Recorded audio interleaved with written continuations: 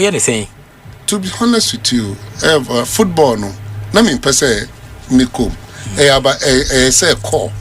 Ni bese no ni te no mu na omu small mobile. Na pese be here. And a prof so na no tum say I should go and help Accra so. Until me be nya interest. To be honest with you, I didn't want to go because a lot of inform permits. I must say, yenim say na uti ukwa. Me bi wo wa unye ebe go against you. Ebe ma we djuma be true. Me di me unji mo to be me say love. I say me ja football na me concentrate to on me djuma no so. Until na say me di football ni chi say first no. Because anka eye gu me djuma no. Wow. To be honest with you. Football ni ego djuma. Almost egu no we. Because say only in system of Ghana, it's difficult. Say, omo nyame omo good team no. Always thank God. Say nyame omo Prof. Omo no mu boa, omo no pillars omo ma bibiye. But sometimes no, it's difficult to get good people. This guy would be say has mono. Omo de wadi amount. If I told India, well as they be all beside me, no man me kai them. Do Yes, also twaso major event Africa Seniors Championship. Ye kwa ko defend the title men's division no ho. Botswana next weekend ya nkura no ko ho. Me no ka se omo campaign Botswana. Chese omo start campaign be 2 weeks ni. Enti no omo gusu a chese ani brabe mu a omo mi omo ani pa. Na de sonko won say Youth Olympics qualifier sanso ye LA qualifier. Na yetumi wini no pepepe na chese opani ye represent Africa World Cup for men's team Denmark April ya. Enti no before Denmark so no Norway ne Germany a prompt ye say yemba ho for training tour. Enti ni nyina adwumadi a ye de hihye mu a ebema niama akokama. I want to say about concern the coach football Manso issue. The thing is that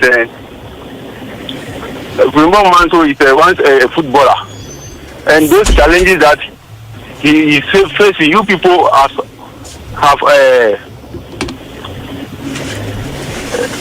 you the presenter has asked him coaching concern about his challenges, and therefore he backed out and said what he was facing it.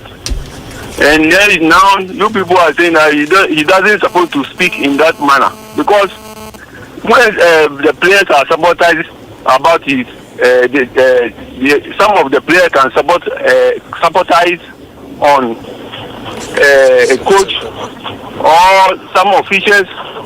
If they don't want you to do well in your coaching career, you see that they will be playing antis, because he's a player and he noticed that he can be able to do that kind of artist.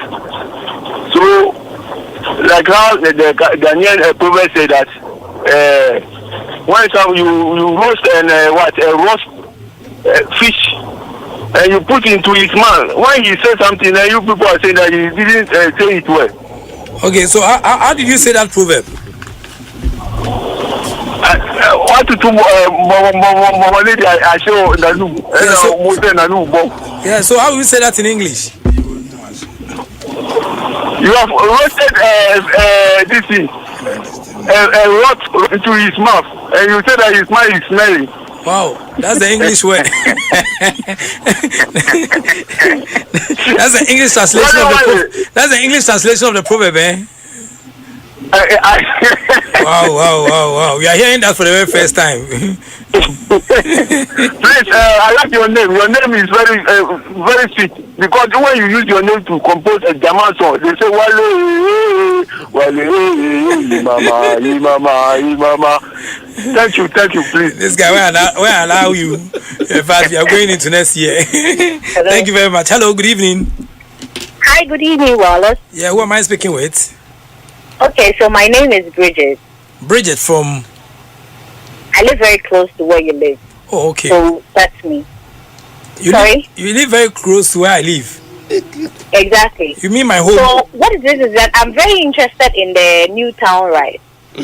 So please, when you at least consider me and then get me some. Thank you very much. What I want to say is that I think going forward, we now know that the Black Stars have qualified to the World Cup. can Ghanaian football people, those who are expecting people or fans to leave Ghana to those 3 countries, to at least to watch the match, they should be able to start educating travelers, people who are interested in going to those places. They should start educating us how people will be able to acquire visas without going through those frauds and scams and all that.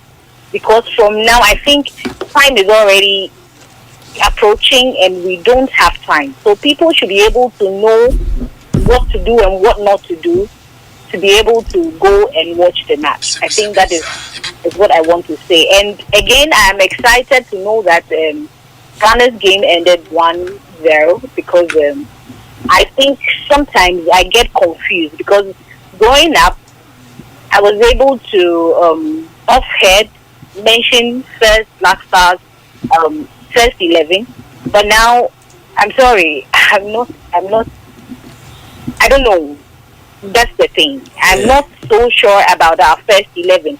It's always try and error, and I don't think it's a good thing because playing together as a compact team, you get used to each other, and then you are able to play well. And one concern I have about these Black Stars is that I don't know the language they speak on the pitch. It's like they don't talk to each other. But before when we were watching the other guys, the Stephen Appears, the Sulemontaris, and the Essien, they talk to each other. They speak the language you're going to understand. But it's like these players, I don't know the language they speak on the pitch. And so when your opponent is coming, they look at you just for you to go, and then, they don't say anything to you. So please, our players should be up and doing. I think because I don't know if because they are all out from outside and all that, but I think you're having a good show, and keep doing your best. Thank you very much. Is it your first time listening, or? Yeah, this is my first time. I've been listening to you ages, but it's like I felt like because you said it's going to be you're going to accept people who are going to speak English. Yeah, English speaking callers. Yeah. That's what encouraged me. Actually, I will not be able to be fluent in the local language, so I'm sorry. We used to do that. Very often. So, hello. Yeah, good evening. Good evening. Yeah, who am I speaking with? Please, this is Mami. Mami from? Mami. Oh, okay, Mami, can we hear you? I want to share with you on the last point. Sometimes when we hear this happening stories about the Queens, how they've been taken care of with their money issues, and even to the extent that they are boycotting their training. We have a match to play tomorrow. It's very disheartening. Sometimes I don't know why they treat them like that, but please, you guys can say something about it for us. So we are using you as our voice. Let the FA know that they are also doing their work. So whatever they are due, they should give it to them. They shouldn't be crying and coming on air and things that are not supposed to even come on air as a woman.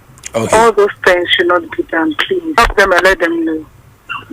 030221655 EB phone lines no nkomo area asan twato no o kakra betun dia kan wa we no ba no aka brofo so I say mommy enka brofo na American e pese ekono ti we no American e pese ekono ti we no American English ana me expect say wa balance bia no obetin aka. Hello. Hello, good evening. Good evening, Wallace. Yeah, what's up? Also enka brofo no obiana te brofo. Segment with the untable farm, but you bet you America before you come. Why? So what's up? Ajima, so what's up? No problem. I just want to go America. Yeah. No fire.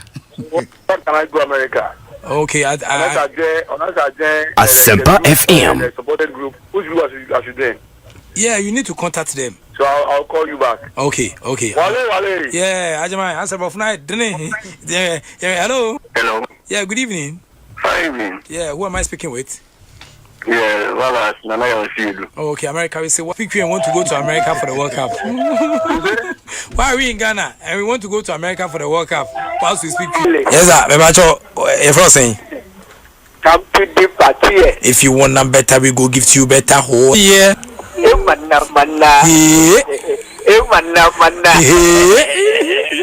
Wale. Yo. Wale say ko perform America o. Me say say you mo bo stadium o. Game no go so no. Asempa FM. Mama stadium. That no stadium.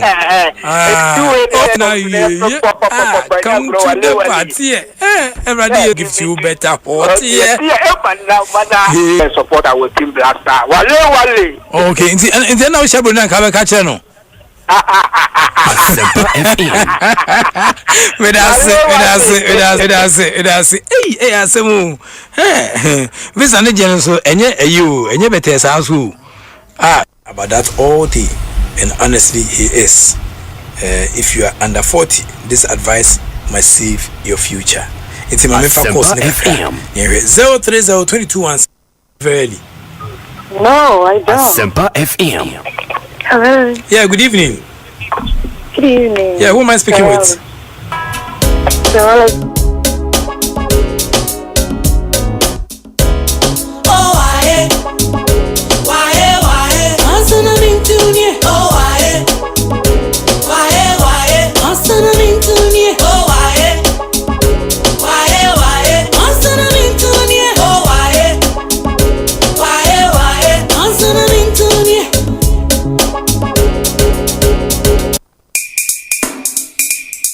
Professor K Wallace. Asempa FM.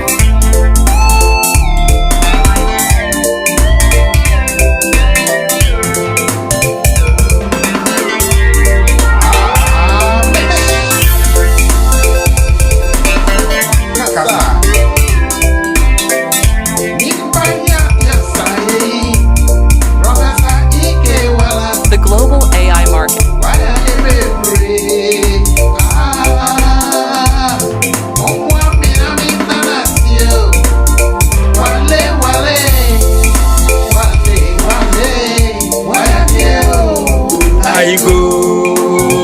Welcome to once again another great and exciting edition of Sportsnite. I still Asempa Asempa 94.7 FM. So I'm also good to know. Within the Prof K Wallace, I could catch back up the only nomenclature the professor's degree in sports. The Regina Wallace, the nation's presenter. We another exciting birthday edition. And the Bruno and Rani Shasi and Nancy Bessan to us from my birthday in the day. The whole month no and a Prof's birthday. Interiors and Nema is of course February day. And Yame Eddie a chairman. Aduma and ebeko so ahwe nim senema ebetia toto yi baby a wo bia ka kire busuafo namfofo oyere oma wo fase fo na namukrumu ene mpranfo nyina se prof anya trans bio a yesa den komodede e wa Ghana gudim 18 saba ene akwa wukwada 4th of February 2026 and ya design share so creating saba na shane so mame se nkomon ketenkete wonu ma trans se ne bebrɛw na fe bedo masuko e wa monone tokuro nim ho ana gomu agema de share sedazi ene nkomododo na so ebetia fi e de abrɛw na fe so special guest no so ebetia senkunya na fe etia sade nkomo na etia pem so abusia baby a wo bia sese de your YouTube so e Asempa 94.7 FM o like here na wa share nti ko YouTube no so na hwehwe Asempa 94.7 FM sabre de o YouTube no so Sportsnite and Blazy e wo Asempa 94.7 FM na wa like se na hwehwe ne esie ko e wo dwumadi no so etia san ppm no ye de amanfo adwaton de am de abejan live presenter mentions no ana fe BPM se de munyina nkomo betia san jaw na fe wo se na setane AC Echo discussions ebeko so ewudwumedie so na fe special birthday wishes no bebie pon de ato na fe wonso birthday wishes no also de aba na fe yaktimi asa ahwetim na amafo won se na nema AC Echo afi was sports nice no yesan de sports funerals enso 8 fiansa abrew nti nkomo a eno so 8 fiansa ppm de afa adofo a won so aka nchina gu no so no yebetimi aka ewudwumedie so ne krakra no mebie pon de ato na fe wo a wotim no so de wadwenche kakra fiansa ba na wo telephone calls me use the wayek approach and set your questions and fan ko ko be ma set your questions teacher ni o kire wade nyo no set ye na da na wakasa wakotwotworo bi na wa answer ubua na so de konto aso school sa pepe nkomo a ebedi wa no ana ye hwe nim se kwa bia so so de wadwenkire e ba be bata ho na afia hwe se be Ghana gudie Africa gudie na afia wiase afene na gudie no ebetien sen tumpon na Philip Otu AK47 the gun shot man ono ni producer panyipa eye dwumadi a ye di na okruche de agun krata so de abejame Alexander Cobblestone the man from Colorado nyame adoma ono so on the 8th of February nyame adoma e birthday ebetia to fam say bam ti to my birthday ni de kwa na egusu edi Mavis Amano mami America Mountain so no di production ifiton ana ono so edeba Bernard Padibo twe na sen de utimi sampa wonya boutique sponsor bi a mo US nti omo so ede nyama na ebre na obeba night so the time ya na mene a obeka so guku no hwahyen ono so e wa ha mo fa se nimpo a obo ama nyama atua toyi na fe Patrick Osajman Kantima Songo the fire is back baby okoi bia no se wasan aba na we se ne masi ko so a ene wi akata ban so utimi se fire ne ejina so nti wi bia no ya na wahwe Adom TV so Eric Esidubo DK Jona Kasa no na fe kwaku oben maestro Andy ono na the host of the Ultimate Sports Morning Show Dennis Asamoah Alatula ana afi abedna go ko mensa Evans Kwabena Sapon ana afi so all the other wonderful members refi Aimamu ana afi so di fomu na tachira ye de sanche so kwetwen sabro na ohwema na se Bengazi wono ani senior na on the laptop na chi na oppt edit to YouTube no so ntimsel wa ma YouTube no so ma Bengazi adwuma na kwantimsel momodin da bra YouTube no so na subscribe o like ya na wa share na for the comment etia title na afi etia sa kenkan e wonom na manfo so etia sa tem kan ze de YouTube nko a so obenya interviews ni bi etia tie o Facebook a agi ade chen timsel modin ase obetia bantem enti first come first serve ne de e ma no Asempa 94.7 FM na afi so kwa no chiri kwa o Twitter so ya Asempa 94.7_FM na afi adomonline.com so sabetia kan ebusia you tell us where you are listening to us from a social media platforms no so Twitter handle no at Prof K Wallace of course that social media handles no so Enoch Wallace Walanyo Enoch ENOCH Wallace WALLACE Walanyo God is good BORLANYO na also the nkomo at me aba afin so kra myself also joining friends of Wallace 0257023391 0257023391 na joining friends of Wallace ya interactive ewonom ya adhere to some meaningful and very descriptive content we from now enkopem set 10 ebitian sabo a while ago what to say programs manager Philip Osebo so esquire wone Dominic Siabu akokutwumo ene abusua hodo na committee farm hode ekusi sen current affairs ne political show ni mo de no ana ede ebrand radio adwuma no akoye baton yesu asuma ye to so akopem se nundu ebitian sabo baby a wo bia no otuo baby a wo bia no ye hwese na niema ebisi akọ na also the message na episode the brand personal dia 0244483290 WhatsApp comments nko ana mekan omidwumedie so intimesel 0244483290 0244483290 0244483290 na odo comment no at me aba kama pa na nyame adoma birthdays no Philip Otu di abija nanso eni wasoro afidie na chinti wese na nema besi akọ edi amadwumedi a eno so 18 SNPP no na enkomo kakra ho no ma mebebo ntitra menchen na memmo nkomo bi menkomo nyina ne de President of the Federation of International Football Association, friends FIFA, man penyinda da kufo FIFA no, Gianni Infantino na we place Morocco among the top contenders for the upcoming 2026 World Cup tournament no, or the Morocco etimensa council Morocco on the bomb homoden basa and the global showpiece no, co-hosted by United States of America, US of A, senior Canada and Mexico. And omu feature an expanded 48 countries. In Morocco, secure one of Africa's automatic 9 slots for the tournament. Into 9 African powerhouses. And you appear in Group C alongside record World Cup winner Brazil, European side, Scotland, and then Haiti. We now qualify. We need to make World Cup. Na say. In Morocco, ebe open accounts at the global showpiece in a high-stake clash against Brazil, followed by Scotland. The Atlas Lions ebe wrap up Group A game against Haiti. Na share say as the World Cup approach Infantino FIFA. And I say FIFA breke emuti breke say Infantino will make a bold prediction. What predict you or say Uhima or rank Morocco among the top contenders of the title. I was saying Yama is of course Infantino may we an idea. I say one may we at night day. Besa I say why say Brunino why say we're in African countries almost ye be. And I say I'm a league I was no be abanon shabe kind of Infantino cracker see by a bad president Intino Infantino Eddie Abanon Inti Morocco national team can win the next World Cup Inti we any come out kind Intini quote ni or say by feelgoal.com and the so say Fatino Commonini say the Moroccan national team won the under-20 World Cup and succeeded in qualifying for the semi-finals of the last edition of the Senior World Cup in an exceptional and impressive achievement. Morocco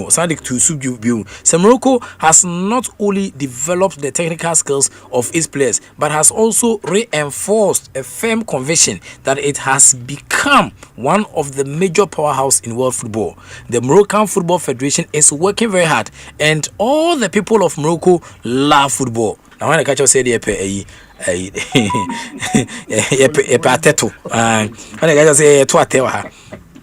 I place Morocco among the top contenders to win the World Cup, alongside the usual teams that always complete for the title. In Tiniodia Banano, so teams are competing for titles in Nano. I am for here, Brazil, besides Argentina, besides also Morocco, and the Etokane, and you're bad. Every time we are shifted from the normal prediction among for the banners and Yama Asia Coast World Cup, November, Spain, money, Italy, more, or Mona Fias, a bomb, who was in Mexico, Sony, Argentina, Mona, but Infantino, a Morocco for an opposition to Morocco, who recently finished second at the 2025 Air Cup of Nations, made history at the 2022 World Cup tournament in Qatar. Now, he the first African nation reaching semi-finals of the Mundial. And also Etienne Sabano, Morocco, and a amount for a day a year. And Tontrom and Nase a mom is say or proven track record be dear dancers omobitia ye and Infantino FIFA and as a FIFA president or also this uncle Etienne Saba honum. Na CAF elite women's competition or must schedule say be take place or North African country between March 17th in February March the anemia and April 10 year 2026 our FIMA a 16 countries and more assets some battle it out for the covetous air trophy, but the tournament is at the risk of being postponed. Where's Mexico? So na ya sacred the tournament between Sampim with the host nation almost expected some best submit a formal request to the Confederation of African Football on numerous air pressing issues. And the Moroccan FA decision to seek for postponement of the tournament bounced down to a large number of air commitments, particularly the need to finish the Moroccan league on time as a Morocco league by 15th May 2026 and at the 2026 Air World Cup approaches and Shisha besides, the Moroccan football governing air body a person who focus on Atlas Lions preparation for global showpiece to be held in United States, Canada, and Mexico. Into World Cup and many also said then kanka no betia boa amanemetia quentina inka sekruawi so be hostu ma akensi no de nkampa for the very first time 16 teams and they be feature the Women's African Air Cup of Nations tournament Egypt, Cameroon, Ivory Coast for Kahon from La Côte d'Ivoire Mali almost any an invitation to partake in the tournament, having failed to secure automatic qualification among invitations almost into the Super Falcons of Nigeria almost the record holders of the Women's African Cup of Nations winning title 10 times and winning a previous edition and so hope say Western Mexico so defend the title in North African country name it is so mama said nyabani wafcon nim say kobase baso group A Morocco Ejinem Ogia ho Senegal ni Kenya ho Group B South Africa Nelson Rudla Mandela Mrant Emaiwa also ho Ivory Coast ana B Faso also ho ana Tanzania Ejinem afi Nigeria alataya ana afi Adwa Zambia enso ho ana afi Akua Egypt ana afi enso kwa no ohwe afia Malawi ono so Ejinem de a wo edi dwumede ebetu atam so yeba Group D ni dia ama Ghana honom ana afi minim se Cameroon ye kwaku so Ejinem sena nema Asia Coast na afi Mali eni Kived so honumtiwe African Cup of Nations na honkomo emade no ana mede honkomo akran so atime gya nti hunsen sakra bia bema na se Morocco for here nim se on be concentrate African Cup of Nations World Cup no moko no on be so mo concentrate nti bia 16 countries bebo ebema management ne honkonya ba no bia resources ne omo attention na be ko se on be host tournament no na omo yourself already omo host African Cup of Nations na made ne nche e man sem bibiri nche no aba homa omo koma san protest omo appeal e de tia Senegal for say ka for hwem na Senegal en fa so twen ti say airport en fa nto Senegal for so ansana omo koma atumi atom yem ehonom enti ni aba no na former France defender Marcel Desailly amafo so e Ghana ni na France share so no de France etimi age Air World Cup no enti ama wagine din bebre Marcel Desailly na nka no facility o Ghana enti na kodi akoni abapa was expressing a heartfelt desire to see Ghana reach the final of the 2026 FIFA World Cup. Oh, Marcel Desailly uzuye coach no cheda encoachi team kesibia saye nka obeboy ama nema team ko but nka chire what I say wo japade okuma de beboy say be asa desire no say Ghana betia ko World Cup 2026 na Africa na yetia ko PO final no nema etia ko dia man a strong emotional connection to the country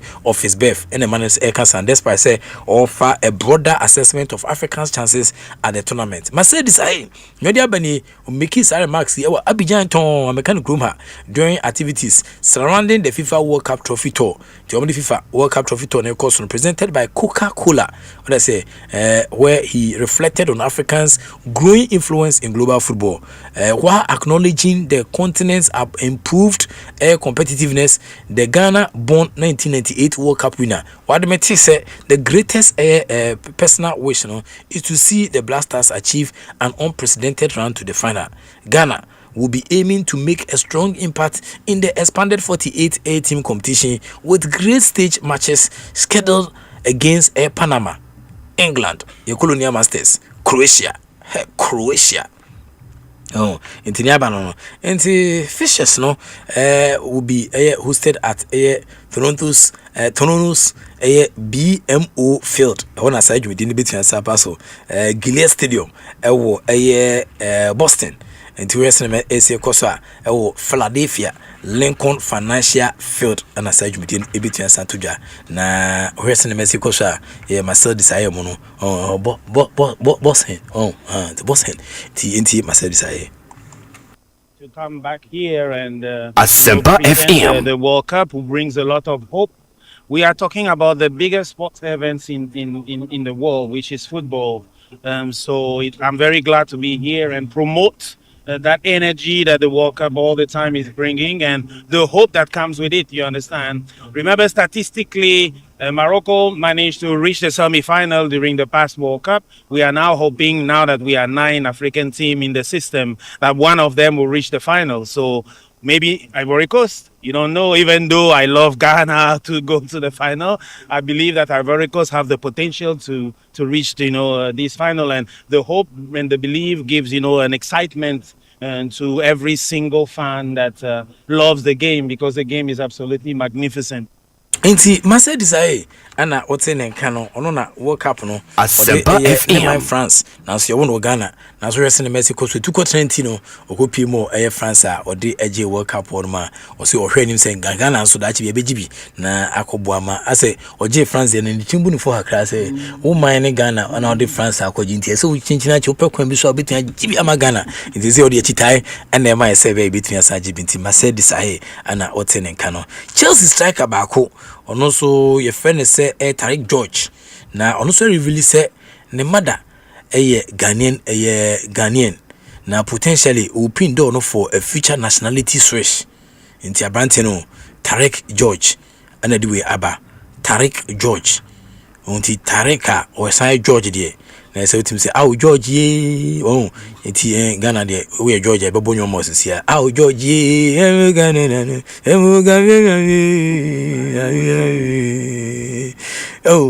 George enti we gazi any day semente enkran na metso me enkran na Asempa FM onuga no twabe wada say intimate enkran na me ya je mu ba ko emblom ha mi wada say enyo na be fa me pride dia pra ma me wada say je mu ba ko emblom ha mi o fa na shimi what I say, George, I joined Everton on loan on transfer deadline day. Na the first interview indicated say he was born to a Ghanaian mother and a Nigerian father. And we have some Nigerian father. The next we have some because Ghana Nigeria kushia young concentrate on striker no feature 11 times for Chelsea during the first half of the season or share against Lincoln City, Wolverhampton Wanderers, and Afi Ayas. Share. He was already in the first England under 21 call-up, your friend on the 21, or share twice in 4 appearances for the Young Lions, and Afi Sukrano, or some representing England under 16, under 17, under 18, under 19 level, before Sana Albo 21 in the European under 21 Championship qualifiers late 2025. Into Abrante Tariq George, or Bobo England, with no senior appearance for England to his name yet. The George eligible to represent either Ghana or Nigeria if he completes a nationality switch. It is a me to do the manner Yabani na George Tariq Ninkomuni. I'm Tariq George, and these are 5 things about me. I was born in Camden, London, and my mom is Ghanaian and my dad is Nigerian. I can play on both feet, either wing, attack midfield or up front. My favourite players growing up, I used to watch with Neymar and Sancho. At Chelsea, I played in the Champions League, Conference League, and the Club World Cup. I started playing for England since under 15s all the way to now under 21s. Away from football, I like to watch movies and spend time with my family. Tariq George, when I say, and I'll tell you, Casano, when I say, we can't come in Kokunum, and I also El Casano. When I say, into Egypt, and so, Oka officials, I point you say, handle a futsal African Cup of Nations, second leg qualifies between Zambia and Ghana. Into Ahmed Gama, or no, and I don't say that fence, so take charge at the center referee. Na ombwa ti the fellow Egyptians omoba Ahmed Hamidi, and also counterfeits Mohammed, any Mabruk Nabil, Omina Elhambo Majumiti Sako into Ishmael Awal, or more Ebe Fujibuti, or no so name, now fence reserve assistant. No, your friend say Abdul Salam Muhammad Abdu, hey, Abdul Salam Bia Abdu. Abdul Salam Muhammad Abdu, anti Abudu Tarek extra candidate Abdul Salam Muhammad Abudu Tarek a candidate Abdul Salam Zedi Tarek say Kamudimu with art of the timekeepers. It was a course anti decision. We a very decisive encounter in the second scheduled for Sunday Kweseda on the 8th of February and as I can see between Sabaso Lusaka automotive futsal academy on a jumitin between Saturday in Ebedi Naya Boamaniama Etiakoye following the entertaining SS0 first leg na any kappa we 2026 futsal African Cup of Nations and also Baso inti Ebedi na Ede Honkomonso etimi Ejaoyi. Heart of Lions, coach, one of my favorite coaches are Mjidi Passer, Yadneko World Cup, Obukobo Tuadwa, Hadrin, Coach Bashi Ford. With this close to multiple Ghana Premier League club expressing interest on a signing and midfielder Bako. If I say ends Dogley, Tiwe Doglia, almost say Popo Basa or defensive midfielder or signed for Lions in August last year. Na almost say in Mexico, he could soon be on the move after impressive 18 league appearances. Any time be a moment opportunity be will deliver, and say I'm not surprised he is part of the local Blasters. And the Huma Saturday's victory has moved Lions up to 7th on the table with 30 points after 21 matches. And the coach Bashi Hayford, what they say, Ocheche need the Unyano say, was censored the Asambe coach account. Now was sent to come Yamia Saba. Nanona msa akwabi koje akwabi se fa ne ka meje bosia kubuka kam so fupa yesa oye Bashi for national star yen sa wanya de akwana nya de kra Bashi for no kan no kan wasa se coach pa se coach Bashi Hayford unse papa at least in Monday mo kakra obakakra wanya di agun but na wa bada ada na jineka it's so bad. Benz papa bi Benz papa pa so say sha kwa no traffic ma kwa ni kita na car na di odi speed edi yi na so fu wanya je kra unse so de ye na yi kra na so no ko be di agina mu no kwa wie so no ka che ni say ono de so put ya ko be obetima ko be bi opebia so sorry for him. Nah, coach here, you know, so they call police station. So I saw instead of Munya. For Cabbage, you, Bessia, one, Wana Faka need to say. Well, you could Bashi for the Zeno. Where's the Mexico, Namia Doma, Doctor and the Abbey, if you're better by Skibiamano. Nah, also have farms. Could Bashi for F farms, we fishing, we farm very integral, or they cannot echo Epis Cananca or they are investing or farming. And the 7 year Akotono. oh nti abusua enwe ho enti kuma mampanyi e kan chine gu ye we say ehun se na Mexico so nti wa na ordinary person na unim nipa kwam ye unim nipa kwam unye obia ya botre we say tutu obra boyi emfa nko show manum nyesa ne ombe ye o na nya asem ketu akura na abranti bi nso nkomo wa ha even the Prince Tegu the Prince of Goals na abranti say origeti PSG just to stay at House of Folk. So those days no Prince Tegu kwenya beda ho mana na keso ko PSG na so ni na mu no o se o to twene kra o de PSG for no bongal out asemu do nyum radio atin senye mene honam ne moja na enya mene wi ma tumfu ankasa microphone one it wasn't for send message for we can hear you so yeah so na obia bibia do me kwa me so a rade be ti yes na nema ezi ekoso Prince Tegu nkomo na me ball ana o say House of Folk yes Mexico so now o say see we musin Mexico so a league no it's not attractive league na o na abobo ni bi penalty o can what I say hearing it from the whole zoom mouth o say league na attractive. Local air players no move to second tier air club division clubs. Bruchi. Few players who move to air first division clubs in the same continent can't play them either. In a recent example, Abetamwa, he spent approximately just 3 months with Libyan club El Ali Benghazi before returning to Kotoko on loan in January 2026.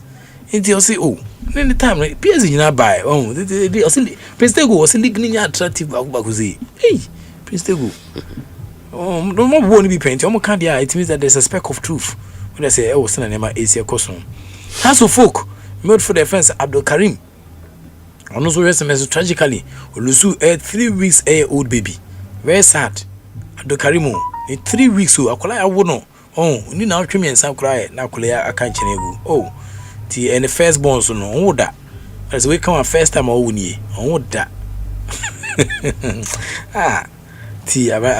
Sunday no and I'm suggest some few hours after House of Folk match no against Bichim United na ne ba no Abdul Karim ne ba ne catch ne bi Karim currently on the family no ha more difficult times so more expected say on be joining a team ahead of next week's air clash against Kotoko. Abdul Karim ba with Kotoko match with your bon we am friend why Western Regional NDC chairman Nana Kojo Toku also adding nkomo kakraba na okasa on how secondary 11 wise any secondary azakes no me strong football ecosystem nim we dey tie nkomo kakra why is that azakes as a person na cornerstone and the we always fight and jema me who say teams are one region and I want one municipality bono one talk na no dey but I want them to know ni say can boom the good sponsorship sa two teams you feel na how they work for more we need to support the other one to grow after that one then we can also come and support the other one also to come up because of the we guys and support one team I'll look the two support me years of one and make me you could hear me in the Gua, the baby and my mom for the age. I had to go up because their preparation and their commitment is very low. It also depends on the leadership of every team. No? Football is a very, very expensive area. If you don't have money, if you don't have resources, don't venture into football because they are a Western Regional NDC chairman. Kojo Toku and this uncle Asempa FM analysis is politicians some analysis but ba wi a afwe na omo fa bo nya hwe asemu analysis hwe we be ko work up you better political analysis be politicians be analysis when I say former deputy minister bi on analysis me pay ni ma che o be kire mo say we say 3-2 kura when I say okay say NDC winning World Cup no but in fact abane yade when I say abane yade abane yade I can over the years abane first can share boom you discuss share league mu or discuss boxing kakra mu abane yade in fact sports here abane yade see asande sports fan so aba mototo niama so ne ba che no say legacy oh obi can say me that day sambe wa me no foforo bai ade a wa ye no mani nje ho kra we dey me yiri fufu na ware ya say na no dey na mi jare no dey ade obe no mani anye ho kra inti at the end of the inter core zone 1 here are the list of schools that qualify to super zonals in both air boys and girls category. Share boys category no first TI Amas Kumase omunya 171 points. Hey uko TI Amas Mr. Bra Facebook bra you say we no so YouTube no so na fa comment bra. At the end of the interzone core zone 1 no list of schools are qualified to the super zonals. TI Amas Kumase almost 171 points or qualify. A fiscal 123 points or qualify. Asanteman SHS almost 105.5 points or qualify.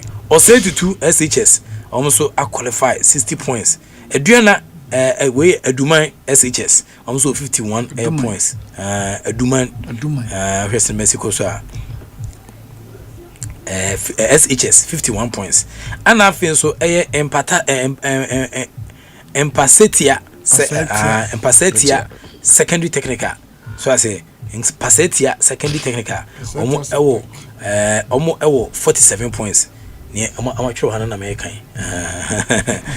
Say Eduma, mom say Eduman SHS. It's schools are qualified. Schools way. Yes, I expect to say. Brilliant sense of mass cuisine and pepe. So, no, we are the host. Almost, we are the. We are soon getting a very say, Unya Kukufu, oh, great server, Unya Kukufu, your server, Unya server, Unya server, so Unya Kukufu. I told you so between your Kukufu, your server, Nafi, Akaja. Not wash my ship. To this, I'll go for some when I'm run on Van Kaja. Are you over down? Over down crown? Hey, I will go for one Van Kaja. Hey, 18 one may ask, have you eaten a Google before? Hey, someone told her. It's the girls category. I Amas for ya, I'm a man sign you. Yeah, make us say. So na mo my yard na mo my yard no almost am reflect to first say brilliant sense mass quiz na mu TI Amas Kumase 216 points omo na that first e man no and I feel so if fiscal for ya enso 107 e man na almost na that second remember na fam third no e Asanteman almost na that third and afi say or 32 SHS for na as a ambem wa boys school 32 SHS for a boys school I said St Monica's SHS for be girls school more 94 points and afi Eduman SHS almost 62 points almost so a woman den pa and afi Empasetia so mama because some so boys secondary take mix school amuma na anya de but sewanya kon SHS and girls school antimana category no almost 52 points into we sena nema Asia course into zone 1 inter schools and colleges athletics 2026 and I'm never about maybe I'll go school bia no wait at YouTube so now the comments no etinya ba say school etinya qualify Jumedia wo mo edi enima ebebo yina nti huma na se encourage SHTS almost enya 2 year ban from sporting activities encourage encourage SHTS encourage for yes we have Mexico so yamom 2 years ban from all sporting activities SRC celebrations imposed by the school and college federation the schools and college also federations FIFA and CAF and any omode say encourage for they say asondem mo fanya hwe mo fa asondem say omo kan no magenkwa bubunku they say we say encourage suban bi omo da na diam say ankoye pa why and the encourage SHTS no omo break into the stance of Eduman SHS omo ko Eduman SHS for no omo akache or say to any KSTS and omo defy the laws of arrangement of schools amidst air caution from authorities. Is it say schools no more because of nanon kunya bi ombubu o baba ya no. Schools ne ba o ma yesa anhyehyɛ no. Say be obeti di nhyehyɛ no so na. Traditionally Kumasi schools ntokwa ya na bebre wo long standing beef. Traditional. But o ma ye nka we de na komo nka ho. Tinkan carry ne OTD. Nka omo nka ho nti me hu story no me yam hye ne kakra. Tinkawe ne omo ina watwuma district ono. Antwuma mu bia. Okay. O say tutu akropon. Say tutu akropon. Nkawe ma besra mo pe. Omo di ne me de o ka wan na aka wapogu. Obi aka ore. President Kufuor. Nkawe omo ti omo trigger unprovoked attacks on above mentioned schools no to deliberately disturb the peace and sporting atmosphere our event na say seats no were eventually damaged as a result of the above amount for back seats damage you intercon doors no nti dem rabbi say schools ne ba oba no ma hyem ba bia mbetan so man carry for ne ba and dem say dem maka maka je de omberry ti rest Mexico so man fanya hwe nti carry SHTS for yabane of from an external sporting event for 2 years and yaba from SHS SRCS celebrations for same period no until they cannot appeal against that decision with the mem se me yankasa me come because say 2 years no talent be bring so betimi omo betimi akwatwe o say 2 years no and let's look at the bigger picture. Juvenile delinquency in Kofa Sebenya no benam kwamuni ade because when you find talent na explore because we are certain school so and a school niti yenhwe kakra nhwe nyame adoma am say we bo amene atro nkrata ne ya say ya ka champion for no say petition omukọ for no say omunhwe into the weni bio but they know me one of the most disciplined schools nkawe no mo headmaster bi ne friend gbebre aburi amanfo ani oni mompa of course I want me free to answer nkawe no to answer okay I say secondary takwade twin town until the case of mo de na nke banto kwasema na omo nka ho na o say tutu baby yes omo kwa attack omo no o say tutu ne high school mo ne KTM no kaba quote on quote ntakwasemo ntakwa omo for nkawe to have the gas to even attack or say to from then they should tell you baby omo do is quite unfortunate obi anso ne se wonanum say obe kan sana very no different so we I think that we say ensan hwe bio ebe petition so mo hwe because omo band we alex na no omujina tatan tracks omo nya bone chelo boys na akofa assembly aba ti enhwe mata ne mu yi nti ebe pe oda cases ne dia bata on ya prove actually say we are not saying say me ntwoma so but omo pe kwan ebetia fa so ebetia ntwoma so na aka school maybe school authorities no so kra no and nkola ni of course you understand maybe misinformation here there and if next time so we school now fan for mpeki hooligans and crofo ma mo timi titi o mo fie yi no o peki o mo school mo ma be good school ni ma sen career fine school se na o kan o mo din but I say career never sports ba intako na melo games and mo ya back then no mo headmaster na friend yes o man panyin da crew Prof 2 years e betin affect a whole generation of course so ne ba chana ti enhwe na ti be petition but I say na omo wasana ne ma esi because but me sure say you find say omo committee no ene omo pan for omo tie so I say o hwe say Mexico schools and colleges federation no omo tie DS for so tie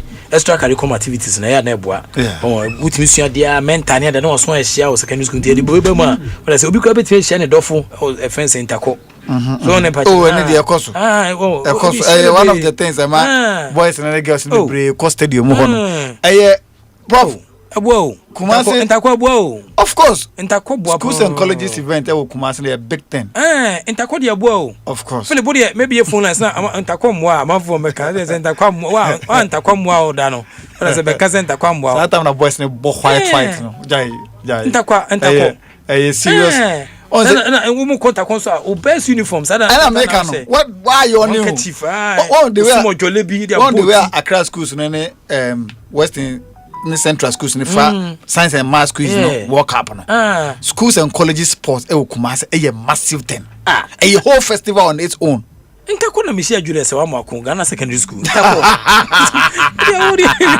Odi me kama asema yana mfase Ntako na mishia no Ganas Prof Jones na Ganas Angela says susa mishia no Ntako oh ja Ntako kufuria sports stadium Ntako bua Ntako di ebo na du Ntako so a na bia dozes na bonsheka na moti bonsheka mu what I say sata ne your father be headmaster your friend father back to be father beke bro na ye uma father beke so you be be na bem father beke there Roman so for back deliverance Roman so for some time deliverance obo deliverance father beke intako ntako dia aboa me namfofo bebre madamfo apiedu ebi JSS de no krantako ene sa akode fo ne adare elefo no Pentecost pretty penny produce ko take part on tako nim ya bantako wala se na madamfo apiedu onya gebe abino ntako eboa na papa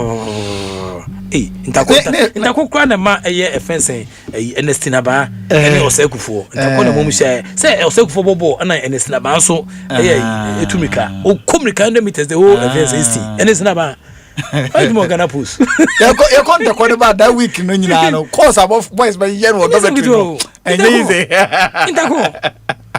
ntako so na ma me share particle segment kanti man sungo okay o contender meters hit on the defense e parachos ansa na osan ko subsequent race no Oroku from Crabram nya tirim ya ne de o de bi set akwaje draw ti draw na ne o kan na odi so opuso why do so no onim go so da pa o say nim go da onim go da popular secondary school versus pass on the school prefect when I say now bobo na no aka west bi opuso on na dupu ne kwame blay o ma draw to fam fast an kan de ho only part of Sajma I'm for him no country was one of these days Sportsnite next year I been a close up with Patrick Sajma Kumasi media ne kotoko oh brutal guy my baby dago brutal dago brutal that time no love FM songo dago brutal hey songo dago if any yada sata if any yada popular secondary school park na da so yada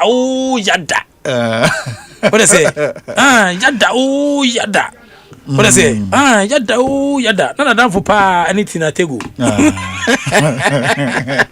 tina ko tego I say half cast be very beautiful girl na dan for pa no that time yada na tin need to be for akata na nim nyina tie ne na ehun kra since say na what say I good boy I man tina ma ani obi asesa yada too much so go there they need me watch a long time long hey popular secondary school ja ni pass ja ko pass she no chimo pass no sa 100 meters hey ja dey obey wo park no so no oh we teacher for ntimi na mo be it's Ghana SSC also International Air Cricket Air Council Men's T20 into World Cup African Sub-Regional Air Qualifiers B tournament for March 24 to 29 2026 into Nyabani tournament will feature air teams like Ghana, Malawi, St. Helena, Eswatini, Seychelles, Tanzania, and have a competing ultimate air prizes. No human statement issued by the Ghana Cricket Association, signed by Mr. Emmanuel Asare. Tournament will be played in a round robin air format, with each team a play the other ones. Until we explaining the top two teams eventually qualify to play in the ICC Men's T20 World Cup regional qualifiers which is crucial step towards securing a spot at 2028 ICC Men's T20 World Cup. All games will be played at the Achimota Cricket Oval A and B inside the Achimota School area. And as such, we did about since you be cricket in Switchy, na at the Hong so at Senjao, na Bonsanama ACL co Media, Yedimu, na Namia Duma, and won't be banana a bit and Samba. Prapachika can send Mama Gumaba. All right, Prof.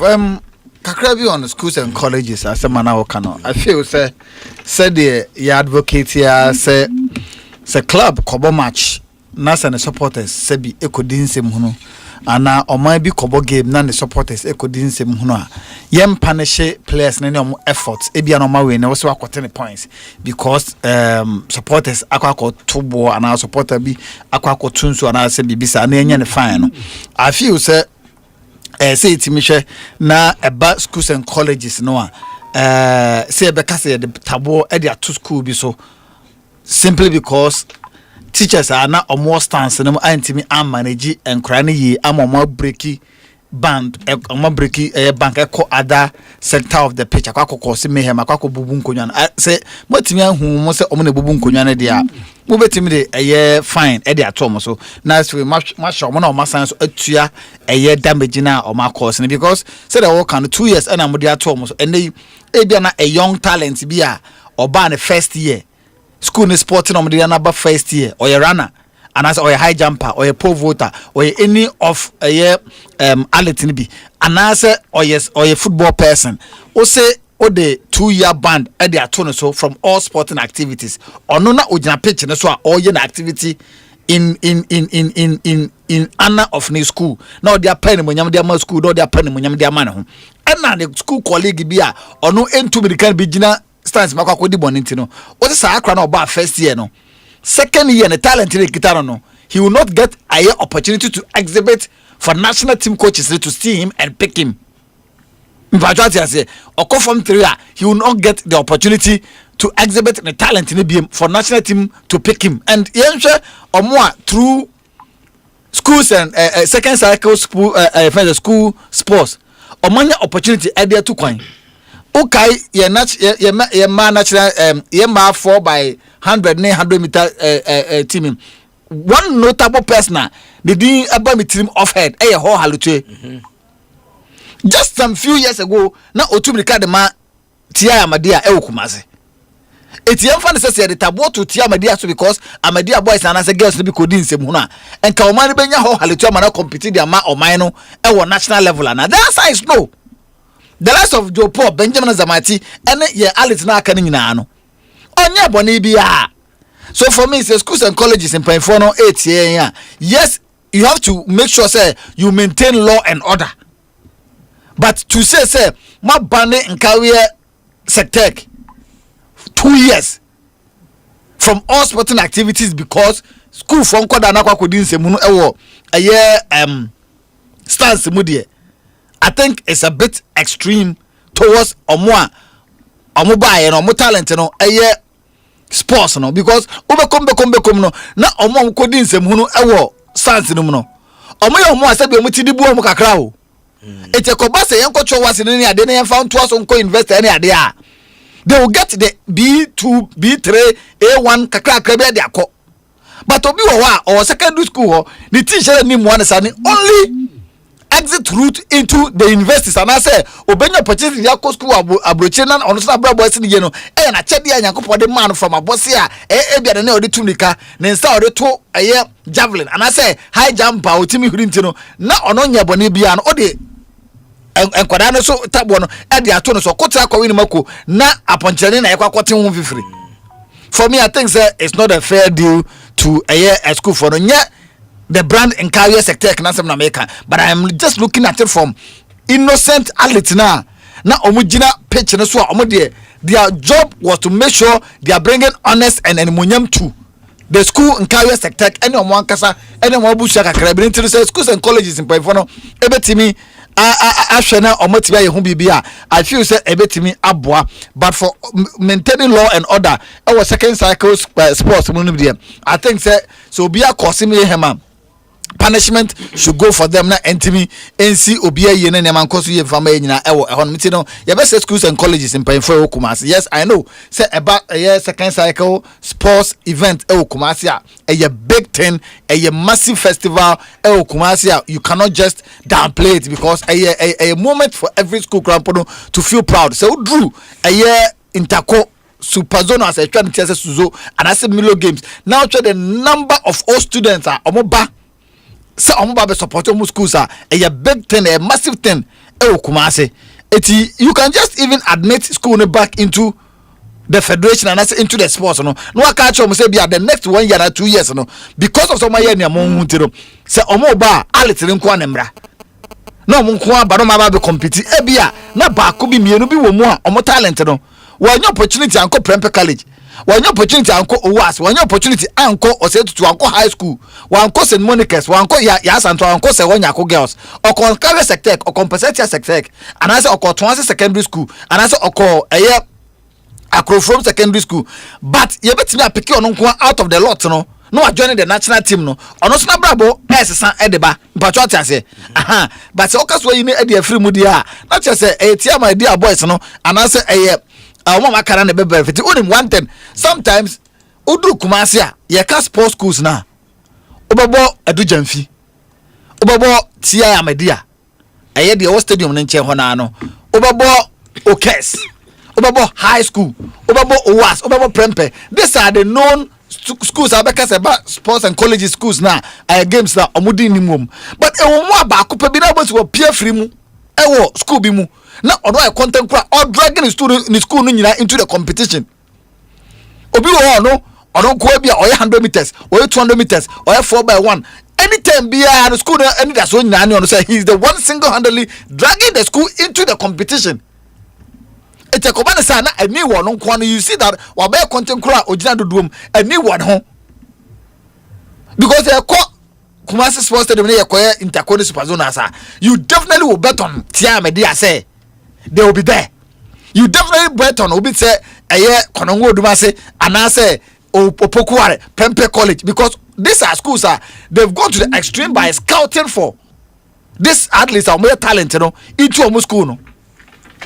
Aside from first class school no much that far teachers are almost so old boys of the school now man say go out there and scout for talent for sports and for school no coach when baby could delete coach Sabuto one of the jobs ana oye edema prempe college and son was for the massa uko was change train I feel the open say oje transfer now ba fie and Okoye unfortunately Okofrim na na dwuma no scouting for talent for school no it's anytime they say sports ni bia no na omo but sabi ye nua no mo free chiri kakra mo free kron kitom kakra na e bia ni grade kra na enye but our talent ntino ototomo na obe pm percent ya nka we sector ka na ade sa no a na ni da so nyan say edu sa time we no so betim dia agene din na empenfo timi afa no omo nya bone bia yesre they can give another punishment to school no than say ombe banu omunyina from attending this particular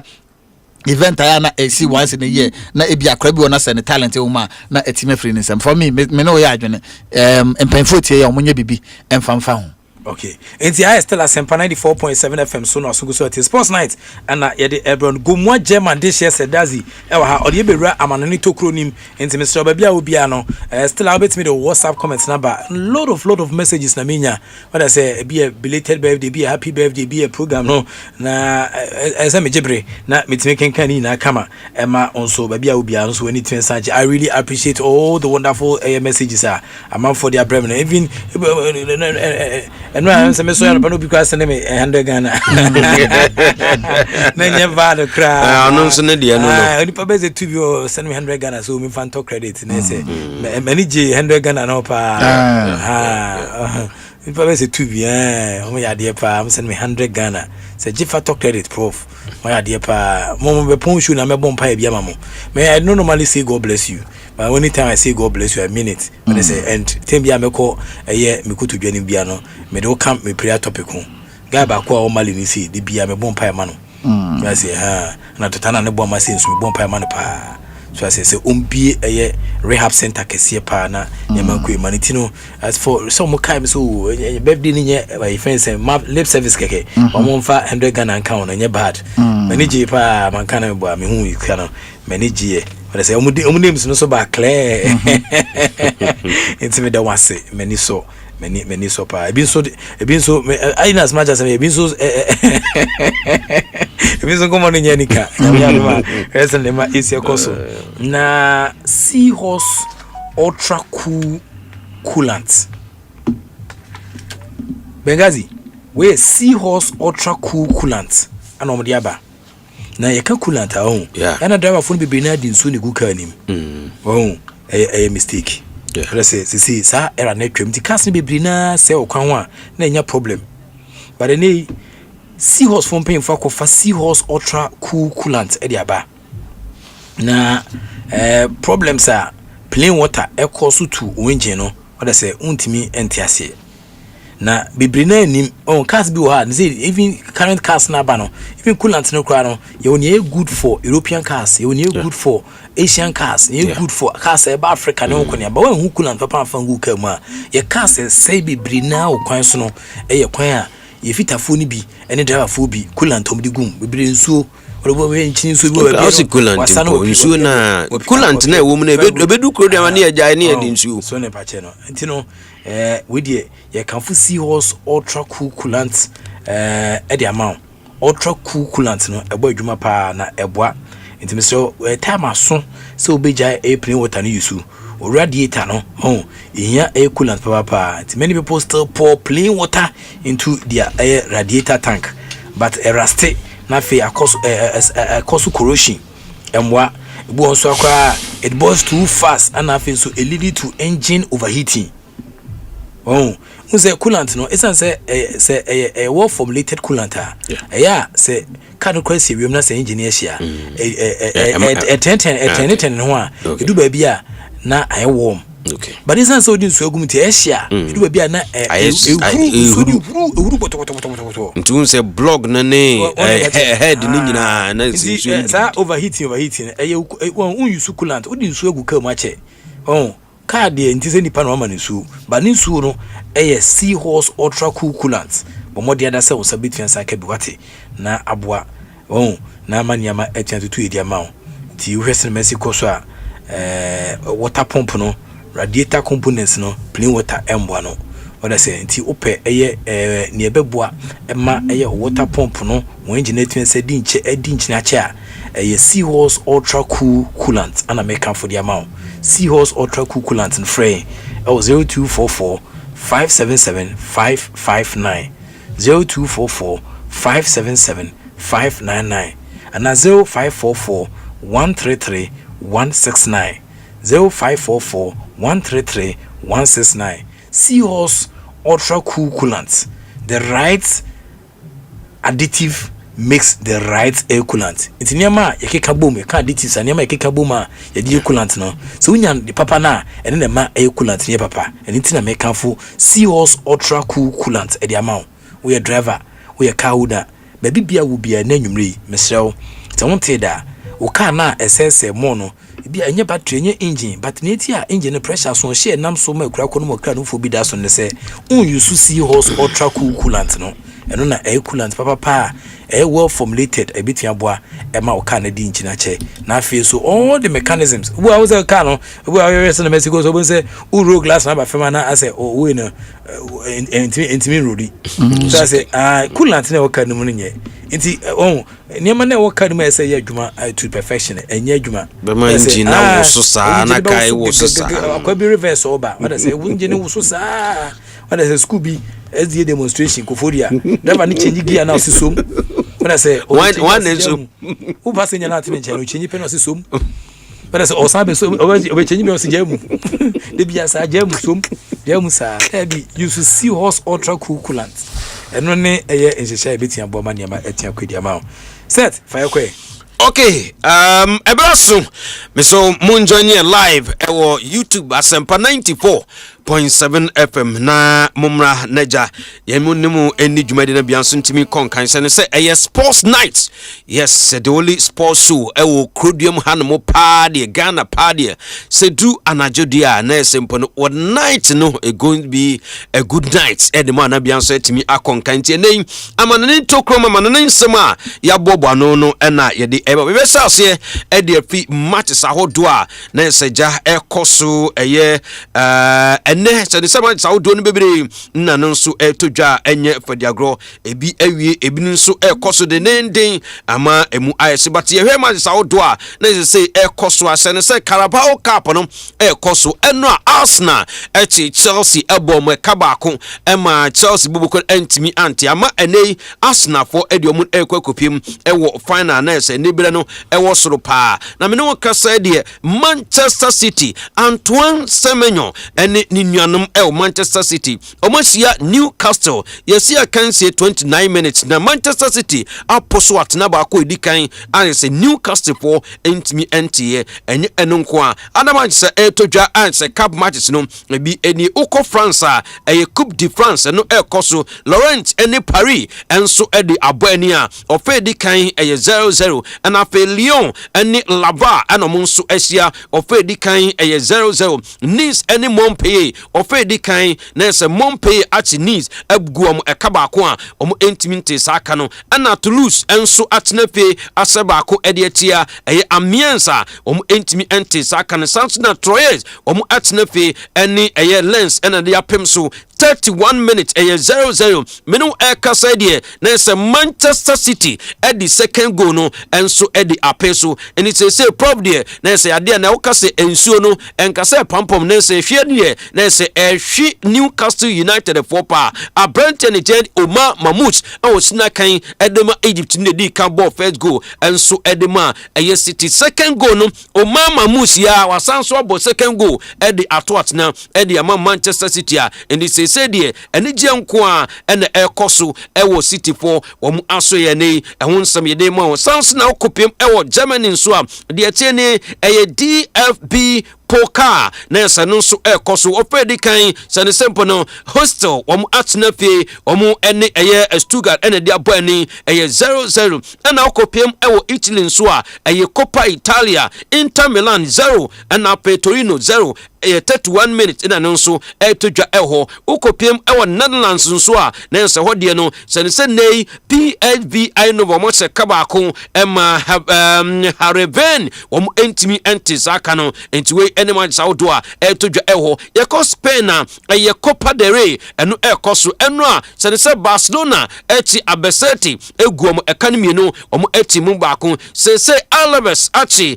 Real Sociedad abom ekanimi no omo timu baako sane 31 minutes and after Valencia tenafie 31 minutes no wama Aled Bubao abebone kabako a wontimi ente saka no eno nso de ekoso uko Swiss Cup eno nso ekoso ewo Switzerland na sane sitie sane Mono St. Gallen enei omunso atenapia se kabako ema FC Basel entimi ente saka no enti we ne man Saudi a na se ekoso a ye de ema on Asempa 94.7 FM enei se Sports Night ena wasugusu aja wutie na bianso etimi akonkan ye nwura mu kaka ewo ensam ketenkete a eno nso ewo amanane na ensam ketenkete ewo amanane no abusafo ye sase edi afi Turkey ukodrum ewo Turkey dia se timba ko a players pomo di players etino Fenerbahce na mene okasa N'Golo Kante no amede to anim sa Brantone Tompe no atonsum ba sesi a mene ekasa de se N'Golo Kante na se ne Tompe no da se bibia enso adana kwemu kama pa ema N'Golo sesi a mene ekasa de na se on his way to Fenerbahce na se Turkey ono nso eko na bia nso atimi akonkan de amom se Fenerbahce boboko no mene ekasa enya no kwamo receive 15 million euros enso edefi Al Ittihad eho N'Golo Kante sina kan na no mo pa Brentford Jenny receive bono Nazi ano so no so si akan edema Ittihad no se de eja omo enya 15 million euros no omo enya edefi Brentford na so okọ Ittihad akwakosi akan ede amom na N'Golo Kante ono so efi Ittihad ebepiem ewo NSF Fenerbahce ababesi akan so edemo Fenerbahce for na mpenso no mu a omo se Liverpool former player ni tin ede Darwin Nunes enei na so mo nso akwa no sa Brante no MP Al Hilal na for mo mesi akan emfama Fenerbahce bobuko no nti eno nso eno no na nsema odo a ni nya etodwa no ebi enie meno kasa Messi se yesu kopiem ewo Inter Miami omo aso ya Messi ni training na oye ni nya no sa training no ade na obo nso oteso eba ne se match sawoto a yesi Messi select match so obo problem ne Messi wa yaza o se udumpa enam World Cup ninti on se hwe nimpie ne pedigi ni ade ba bia no madu no anya ball ni bia to say de bia yemba no say ye kobobo bi o sampa ana bontuku won ma ehun se bontuku fo no omu twapa anya kaso prof da bi bontuku ehun se be ko world cup e US wo de da bi enko sa match no so match we de mentimi nko pitch ne kra anye enti bia mentimi nko boy but e bia ye ko kobo kumase oh pitch ne ye prof beko sa na me patch de Messi de say sa na oye no enam world cup no nti so dum pempenso bi asa okay won du sam pempenso na won du sam pempenso na en omo sam ye ne ese ono one ye ne wa na yama ne kwan ma na nka ancheche na asemu no no bo so yama no kwa ma na ancheche na asemu one sided story ko che ba che de wan ba che ye na nke ye wo ba bia be tin akodi ase enti ene Messi no yesi o focus se kwan bia so obetimi agye na so e world cup no enti ni nyina ehun sema ene nso aba officially me de two anim sa Brandon Terry Ruben Navas say on nso ni new deal no ewo Ahila until 2029 enaja ene nso ekoso eho na Casemiro say ya me no ekasa de na sa Brandon Ebano eye Premier League ekoso ewo EPL mu a yesi the month of January no ono ene Premier League player of the week entiene there's a player of the week no ono ene call enso ede ema no eho na say Manchester City manager run Jane Pep Guardiola waka sembi what is Prof asa some way about best 2 months ago Pep ekan oso ko Palestinian enya won ko a osi se ntokwasem ekoso man society ebre oso hu se nkwada pa bra mu bre no enya breketwa wo osi Palestinian die no oso ono no oda ona na obeyusu ne power ane ba bi owo no oni power bi ba to osi ba bi owo no as a head coach ba ne football no mu obi anim ne se obeka kire wiase apana nyina nso mu a tumi kuto mu no ene saa sembia ntokwasem ne ade no se omu enyai na sabi edu ba bi osi sad ne yam tse no sempo de Palestine na san kwada na dan buku mu na bom ne ade na ekoso a woso odwene ho anyame nnukrani onte ase ene ote ase nso apro se enya yie eni kwan se society no ebinum ebra sam ebinum esre enti wei ene nsema na se Pep nso wode atodwa eho na menu kasai Pep ne contract ne be next year na the ember na chema na se Pep empese wo be sign contract no e di Ama City as a head coach one way ya that bi obekọ kwetine pie kakra ansa na wasan so abem enti eno nso dia ene ababetodwa ye de em atiefo on Asempa 94.7 FM ene anadwe sane se West Ham United and Chelsea a ball league match na match ne koso ewo eye na se West Ham po wo mu asoye entokwabrani a na se two teams players na de boani no enye players kito especially Brandon Jenny Enzo na wotina kan dem a eye Chelsea ne de open kwa bruta na sa Brandon ono West Ham po kuwie na anche ena osanso eni Arsenal no a osanso de om edi ayemu na Arsenal fo di kan ne om ayemu ansa ena no osanso edi yemu but you see Chelsea eni West Ham United players a wo mu ball match ne koso was Stamford Bridge but ene no you see a charge om ena two teams ni nyina mpani fonso ya charge om se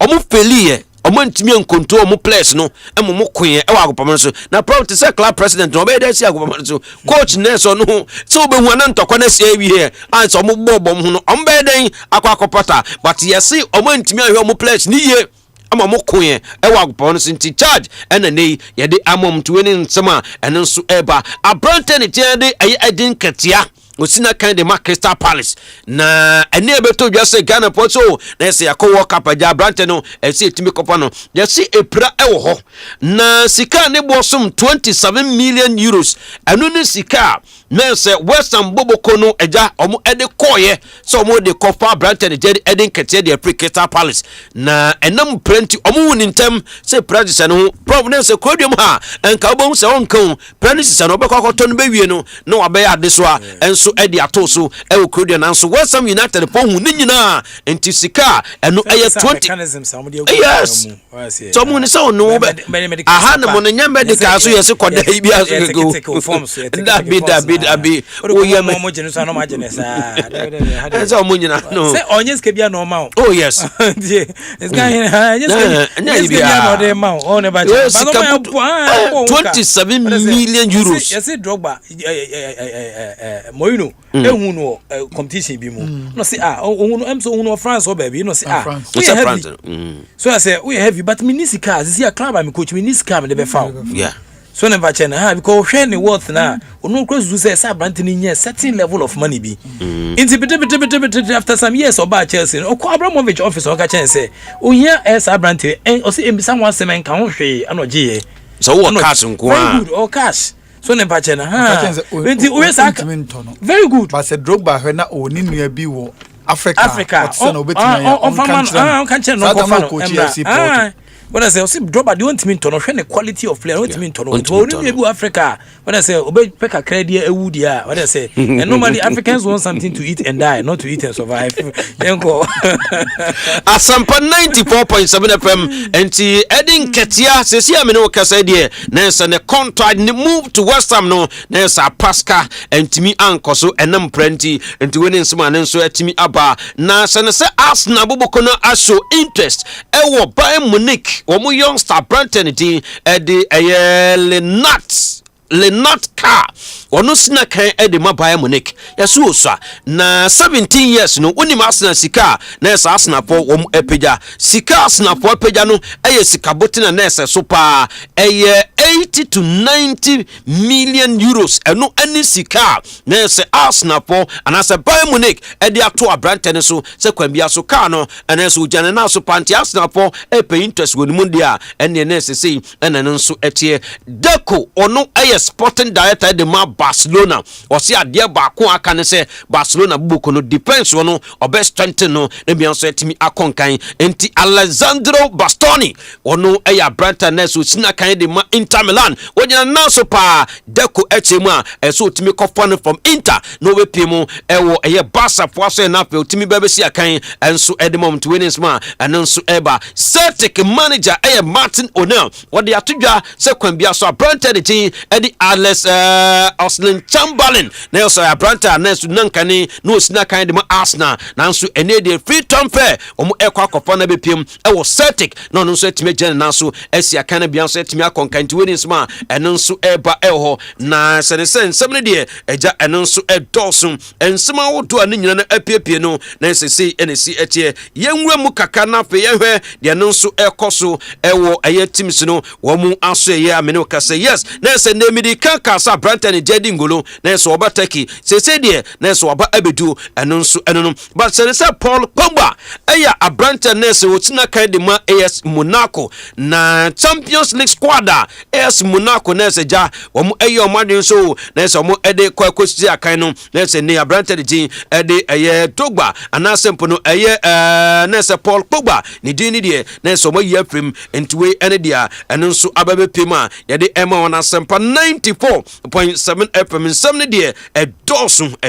edosu but ayana de dika ansempo no sepata sawotie no ni abomodin atimi apejam edi amount na ne bomodin so bewura mu ewo YouTube Asempa 94.7 FM Asempa 94.7 FM no eno no Lukman Ademola Lukman say dem na so ya Atletico de for player na Branton se de oyeye ewo eye Atlanta no eno no san ababe denadi ewo Spain abonten so ejane naso mo bia hu se yes na se ebone se bonan kasa dia na so jane naso kwan bia so bia ma hu no se nyom ekone de na se bibia enso edena kwan mo kama pa na menu kasai orane jade Colina eye former referee de ma Italy na ukopiem ewo FIFA so a referees committee no na se ni ono enaye penny pa na wodi atudwa achemu se ene edu ba bia na se ban still ukoko hwe a na se onti ase papa na so obohunu ye so ukoko hwe ba no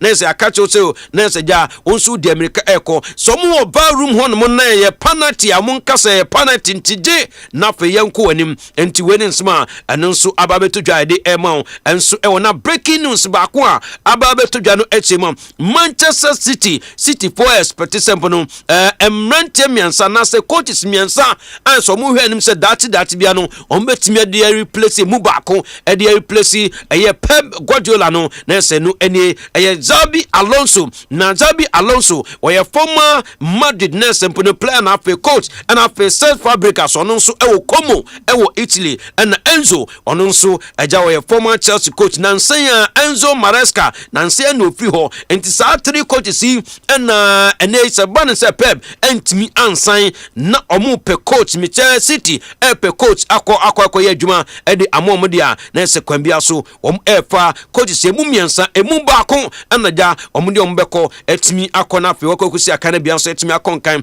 Chelsea for officially contact the representatives of Prominence Julian Alvarez se enei kwambia so ompese mu secure abrante no na oba ebesi akan enso edema Chelsea ntweni nsma enso etimi abetodwa na Kopama sesei na se uhwe mu pade ese a sporting se Kopama na se ja baby onam no that bia na sa kwae no sa se Chelsea no openso ompe Chelsea no openso ompe enti sama nyame ayatuma na se Tom Press ne de na se kwambia so bubu ni ketem e de afi Chelsea bubu kono enso aso entweni nsma ababetodwa na se ne sempo no Arajando onu aye defender e de ma aye Barcelona bo kono Hansi Flick e de ato on mo se enra ni go no se no na enye go kitwa abrante ne tu ba bia otimi di reka na se too much square no na onsi akan nanso ene Hansi Flick abona baso se kwambia so yade a na se abrante no ne bobo no enso e wo soro a ne nyina eho ensem enso eba mede eto anim on Asempa 94.7 FM Real Madrid bobo kono to recall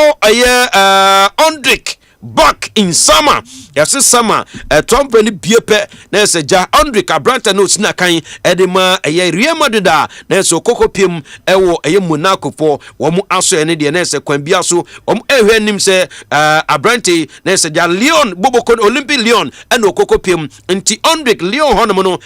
Duma what do Yano and yet Jumaketwa. Into Nim se Quambiaso. Per performance. I want 10 ewo Lyon for aso ene de na se kwambia so obaba piem ewo Madrid biemu a na se dwuma no obeye na bia so etimi akonkan tiweni nsema ene nso ababetudwa amede ema on Asempa 94.7 FM Prof amen fansia okay na pe to aso na yenhwe ada interview say ye goalkeepers ni bia ko US na so mu di kan World Cup no mu kwa akotwen ho na junior nso ato aso okay enti gomwa jama de share said dazi ana otene kanso den komo kakran so 8 years aba no but mesrewa baby a wo bia onesafo intimi ni sa so mwa na ma intimi ko ye fama o be se ko World Cup akense kese ni bi ewo United States of America Canada ni Mexico a FIFA World Cup 2026 no dwumako from say EB Gold Group o madama o mena den hihye so kwatfian sa ba mo package a clean package a set me ke betfian sa bo ma ne ma etia kwedi ma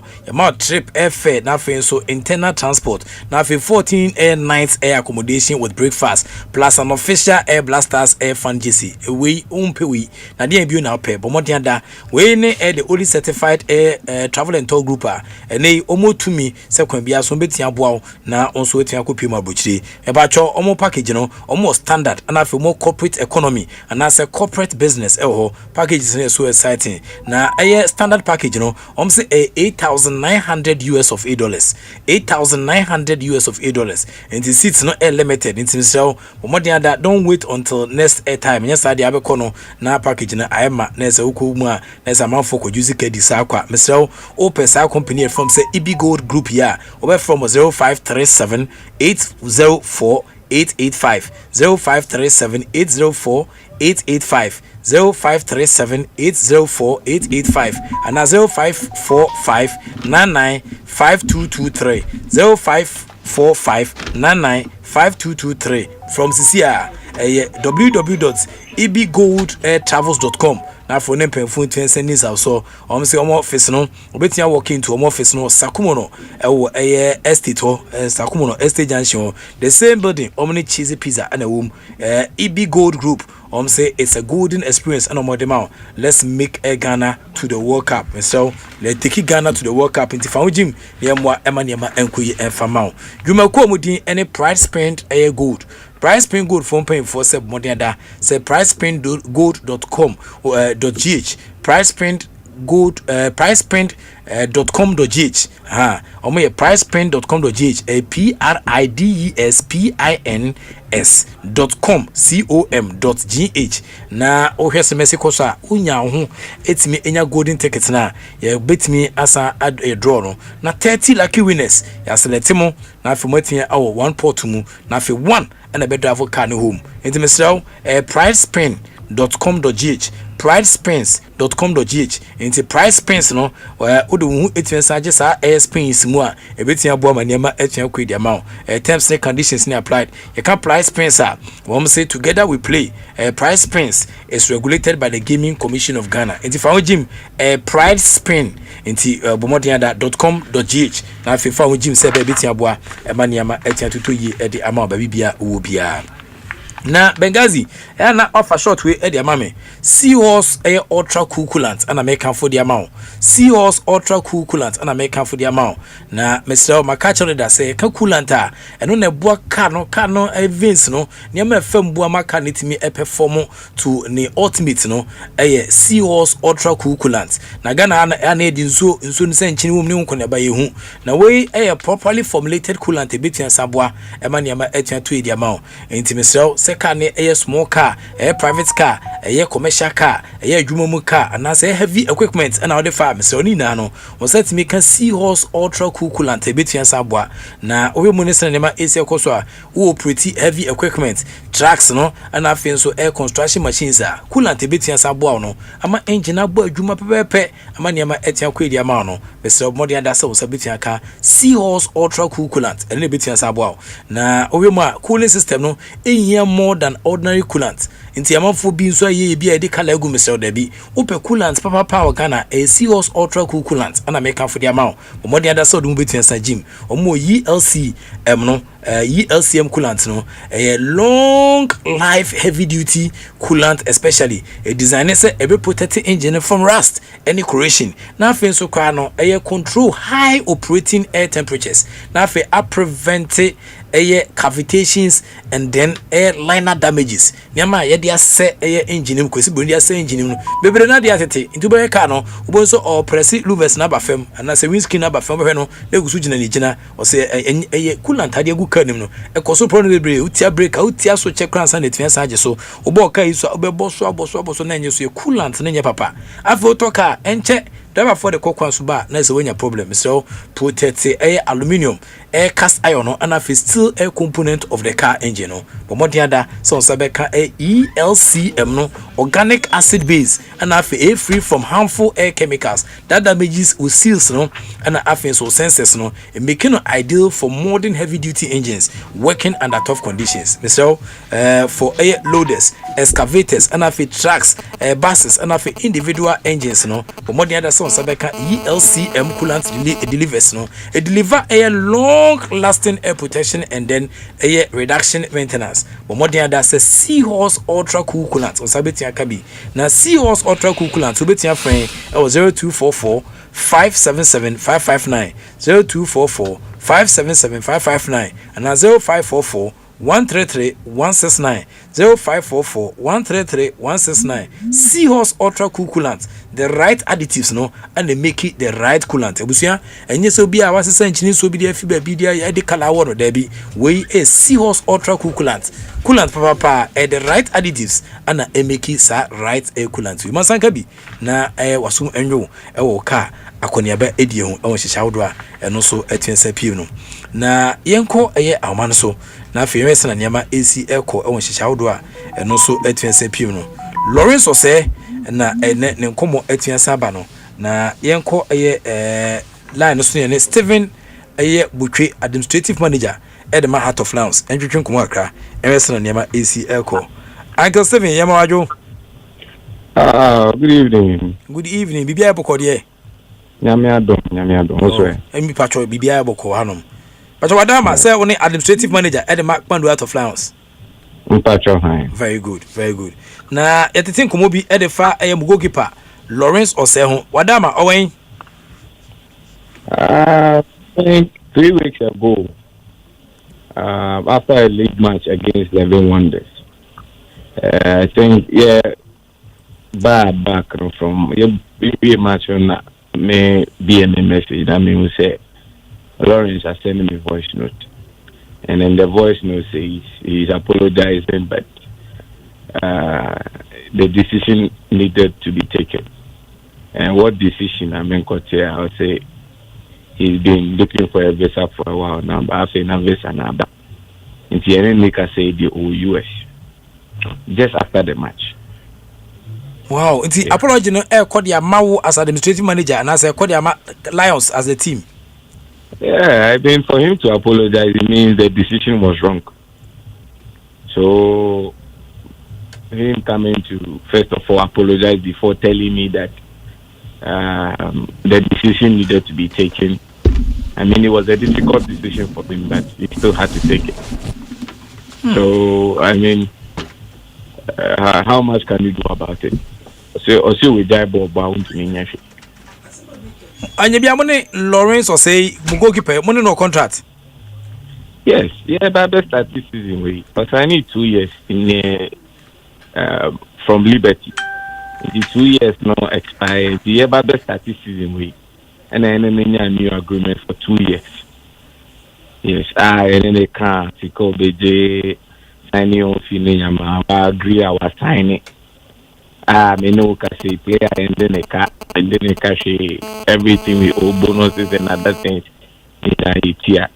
So it was surprising, but I think it's a decision he's made himself as personal, and only holiday. There is little you can do about it. Oh no, Nyabida. He's our first goalkeeper. Player keeper all local Black Stars here. I mean, he's our number one choice. Yes. He's one of the best goalkeepers in the country. Wow. Yes. Oh, you're in a manner. Yes. Lawrence, I know Lawrence has a family, but they are not. Oh, okay. I'm aware he has a family, but as to whether he's married or not, I can't really tell, but I know he has a family. Oh, okay. Inti, Nabus will be a man 2,700 one. No, that's a very big lie. A very easy. That is my problem with the media. I mean, there are lots of problems, but when you try to seek clarification, like you've called me to seek clarification, Lawrence's contract, even in the first year, is taking 4,000 plus, and then in the second year, he's taking 6,000 plus. So this is a player we hold to our heart. I mean, for a player in Ghana to take that amount of money, you should know that the club really wants to work with him. Not to talk about signing on fee and other bonuses he takes. So anything regarding 2,700, it's a blatant lie. It's a very big lie. He's taking in the salary in excess of 4,000.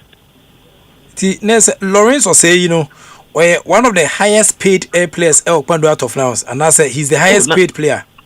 Oh, he's one of the highest players. We have players who are more, but he's one of the players. The players be Lions are Omojaseno. What do you say? Me say players be Lions Omojaseno. Oh, we have big players. We have a lot of big names in Lions. Yes, we have a lot of big names. The likes of Ebenezer Aban and Chauncey Freeman, they are big names in the team. So, like I said, he's one of the players we really take good care of. Wow. Now, your friend, local blasters, no, money ne esa trans mo money who say or special na say enquire be no ho. Oh, no. After local black stars, we've not really had time because I think it's just 2 weeks after local black stars call up now we took one. So it's been a month now. You know, Oba and acquaintance, you know, we are dying to me shy. But we're hoping say at the end of the season, in Nairobi, yeah, motivated at home in nice. Apart from say we join club na Oko Abuchino em say one cram na affiliate or the apology aba no who sympathize with him kwan bi so wo hwe abrante no se na nema esi koso. I really believe he has not been fair with that.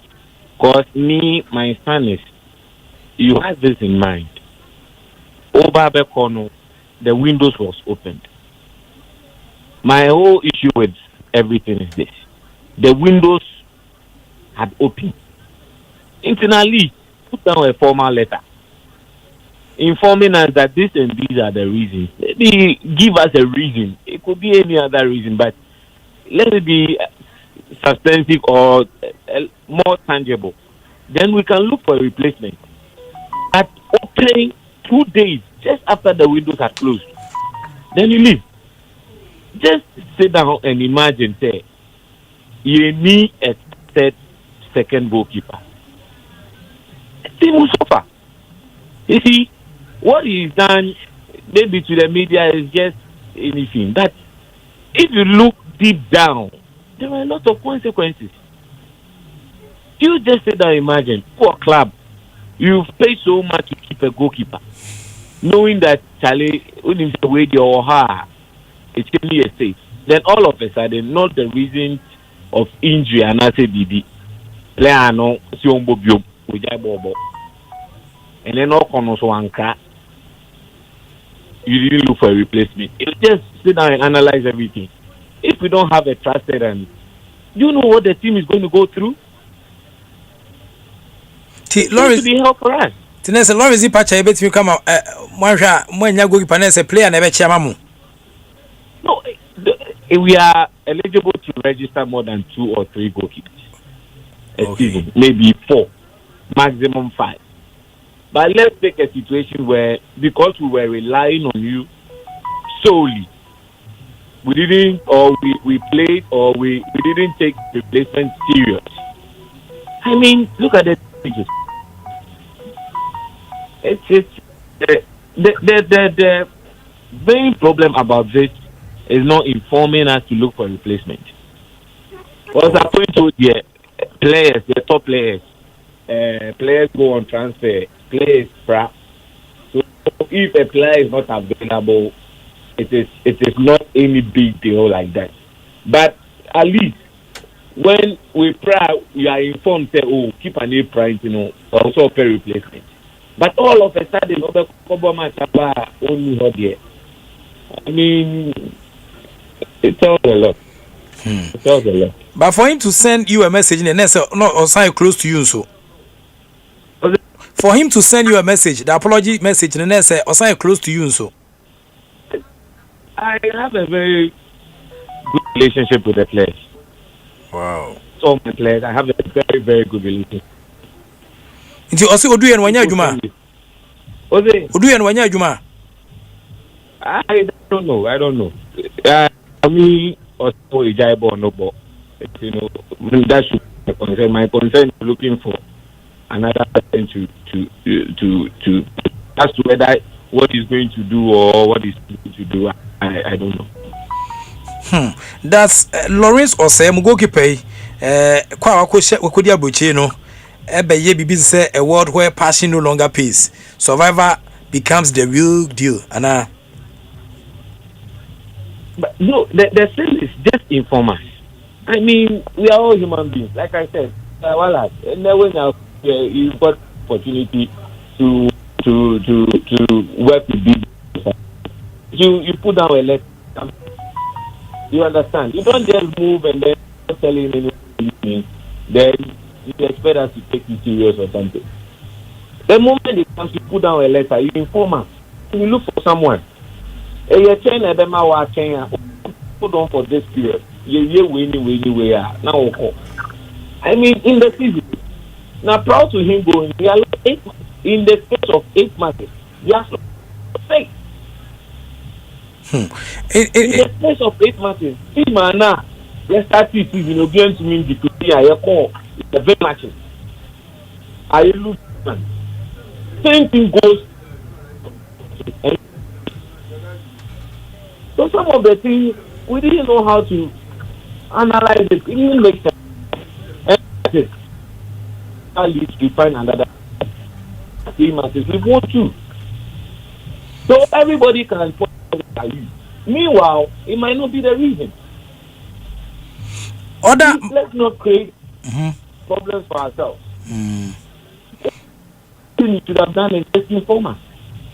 The top managers, any owners of the club, no, they are no more can. I'm tell our story. What can you do? I don't know. What do you? For me, I want to hear from you. What do you expect that? You say it's retired. Yes. You are retired. What's your problem? If you go for another club, but then you know that either you can have a follow up and then try to block the person. Yeah. By this time, the person says, "I'm done with football." Okay, you are a top manager of football mo. And can say ebia onye administrative manager for club like Hearts of Lions. Sa experience we dear natural going forward. Bibi o how betin aye dear KTL so share because of sa experience we dear KTL sa future event we say betin sa to club debut. Well, these things seldomly happen. It doesn't happen frequently. It happened. I think the last time this happened, you can trace it 10 years way back. I think it happened to one of the top Premier League clubs. It doesn't usually happen, and things like this.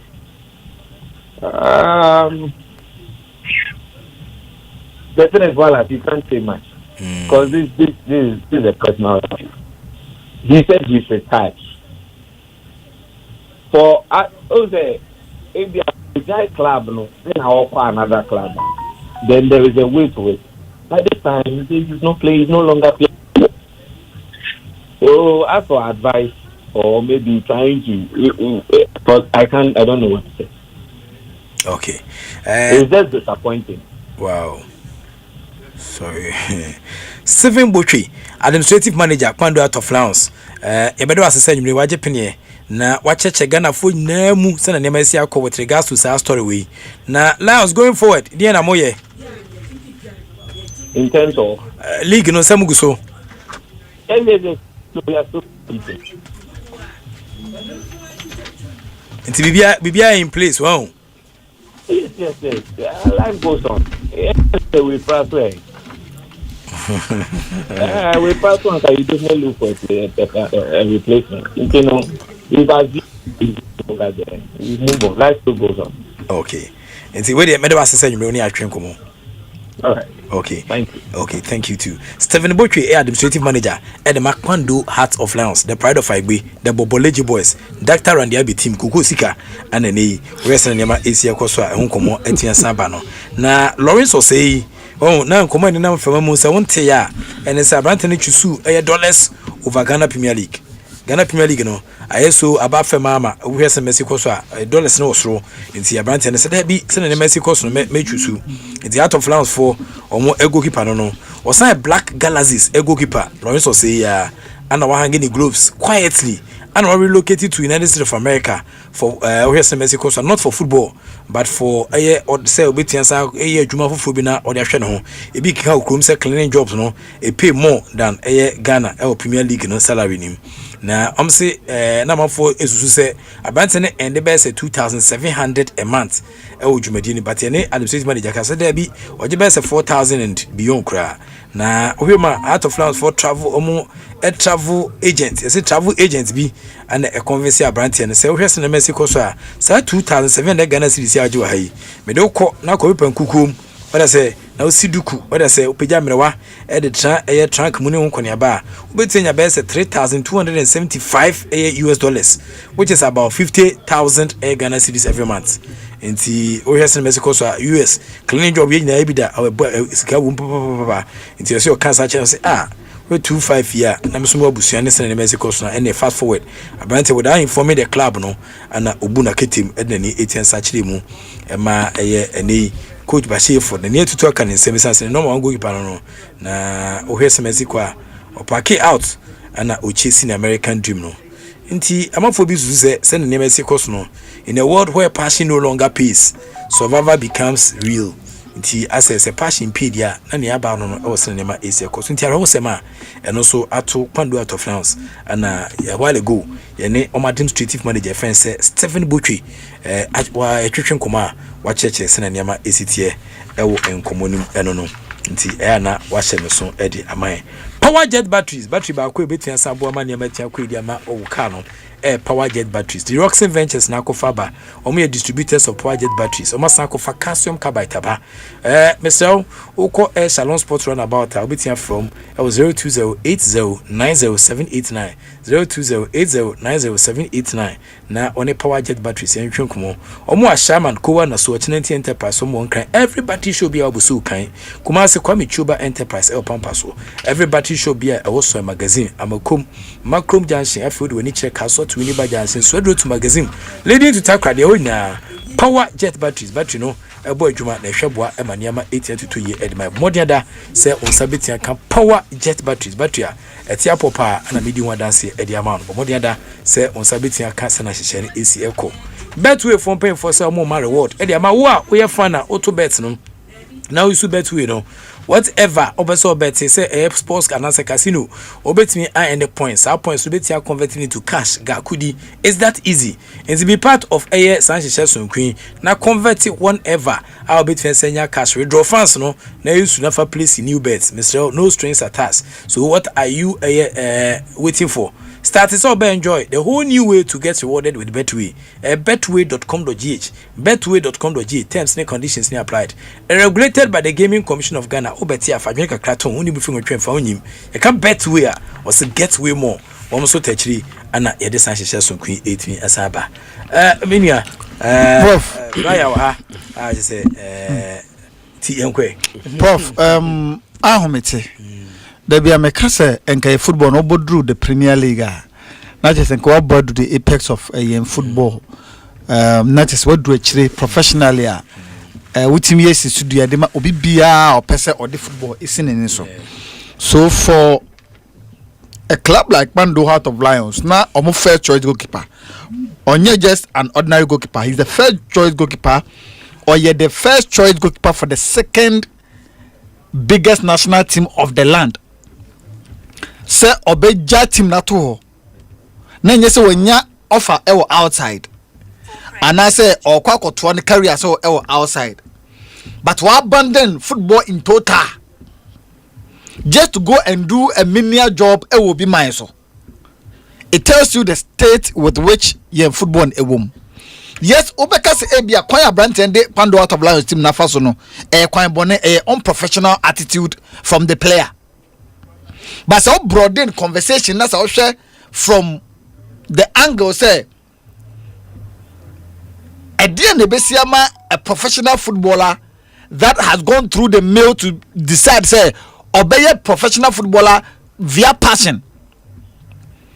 Ebe decide say enei obey the Premier League of the Ghana football no more kwako titis no e will be my so. And according to what we intel no and I say story num kakra no enye no person obeko enye no person obeko to the point that in certain matches club no technical bench ni try dimi na any ni body language e park ken so a omunim say nya akwana oye bibia to say obenya card obeko suspension no wati nya kwan e de akone ba bi eti nyame ya na domo a onya one suspension no ano e na okra the coach say oh coach manya suspension there me papa wa brochi wa man me niam ntiro mo ma me koje niam ne mfamra no so okay ya ma 2 days bi 2 days no 48 hours no e so no dodo a obetim de do America to ko do America no send a voice note e buy wa hatim no because said na administrator na air kano senka okai ni tribu pod de kire empanyifo ansana window no wa problem compare replacement e de ma no What it means is that since on their first choice, they might be better than Omoma Kanina. It's near only way I have to win the room. Bando out of Lions, they are going to suffer a bit because our first choice goalkeeper anywhere. But Prof, idea as you know, it sums up the state of Ghana football, especially the Premier League and the finances are a woman. Now administrator and say oje somewhere around 4,000 Ghana cedis. Prof Eska. But you say enei say owoyere ewo ba na oje 4,000 Ghana cedis. How is he going to survive as a professional footballer? Ebia amanfo hu say oh obo Premier League. Asemi but say nka even say kono kwa the opportunity a join Black Galaxies. Exactly. As the committee nya kakra de account ono kwa no we fum akro no de a ekoya adwuma yi o hina ote apakan mu no o se kasa awo no ne wa na mfam na wa na mfam san hye mpaboa de we de dompe na ebe wo what I say de ono no eje 4,000 Ghana cedis so and according to administrator o say one of the highest earners in the team. So about that to no TT Brothers asema na o ka no what I say efa place yi ho agency no ekeka bibi kire o ma abo say no moko ne friend say Prince Tego enso as a Ghana league no where in Mexico so those days no PSG cry but dogo PSG not has but and this as what I say it Prof a hard so just imagine other quote unquote smaller clubs no omuni sponsorship bia omuni ebia financier bia ne bottom ye dru kase bia no you can imagine what the players might be going through. And trust you me, most of them any opportunity to get visas you better so no mun akọ abramonka Ghana Premier League clubs no all the upper yeah one player we this is buying discussion league name aya 10 billion per club. Then no crowd when nyame anim say division 2 for no division 1 for any division am crowd dey any bobo and I want bibi one player obo Bando out of Lions e be attract calculate here who say Bando out of Lions entimi ko Africa and on be kokro na once in a very long time it only the opportunity obenya visa crowd na Ghana visa nko na obenya local Black Stars no owo no the possibility say yeah mom international friend be dey never come America and say US and say Europe over bia ya dey never na Africa here no very high etinyame ya na dom no onya service we no o ma na ngu aye na nka onim say or access say obenya visa easily because of a professional player no akọ America ko sare papa ba e ko the problem onim say tama person ko bia no betimi akọ but we say there because onim say ababa akọ so tenase ye ha na say ewu a no one get be man theater. And for you know ebia who other senior players be Babo Premier League na we are after Babo League na we are no they are struggling. He doesn't want to find himself in that situation no. It's all let there any away bus or call the baby. I cast a huge slur on the image of your football. Ebia so person you banter you might be laughing at Bando out of Lions for. But all broaden conversation no eyenim guasia kese de my football nyina and a be a place na niama so be a transfer so javisa I am telling you odiopa yes sample 18 Premier League teams the players no yes sample obia na man visa 1 year na yan for visa passport no ensure obia zam na nya omo ade be che no omo benya ska to ticket play team bia betime lusu be 15 players no mo nyina akọ game football no second nim okay players no ho kire omo Pajwati ase ade na ese no se ye be gina so na mpemfo de to omonfo a any way biom betim they protected the Premier League players no they should protect them Premier League player pone say any blessem aya some ha pa division 1 and division 2 there any Prof bobo Sedazi Prof say ngwate nkoma aba oh me Matia un say o say o can Hearts of Lions about 4 seasons ago me follow mo pa goalkeeper Lawrence Osei na Lawrence Osei very nice player Ghana Premier League not only have to play snow to come achino on say okita shovel snow na chine come ba okita shovel odi to snow snow on say wada Bechem United pen wada BA United pen nti Lawrence Osei a experienced goalkeeper, not only Premier League and Heart of Lions.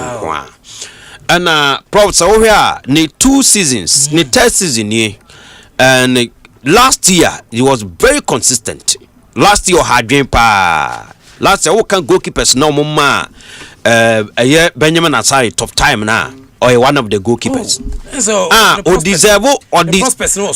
deserve Blasters call up. Until now, local Blasters, and there's a Black Galaxies. Until baby or one on your baby bonnet. And 2, Prof, never power US. Until Papa ne person befa me baneko. O end the saying, dear now, what me I Ghana. Until me nyahwe. Never panic, I don't know. Then I sober because me my better hache and our power US na prob visa na ba wanya that you are DB honor or say you know forget about say Ghana Premier League yes canim everybody will go obia beko not only Osei as a goalkeeper for Hearts of Lions. But they be Osei as a presenter. I'm telling you, Prof. Not as a presenter. Osei as a teacher, Osei as a soldier, Osei as a police, and Osei as a driver. Osei as a Ghanaian. Obeko. However, person, Prof. I never motivate Prof. The fact that say ebi or not trench. Once they say the audience and the audience or trench na ebi obitu for the massa. Unim Stephen Odru.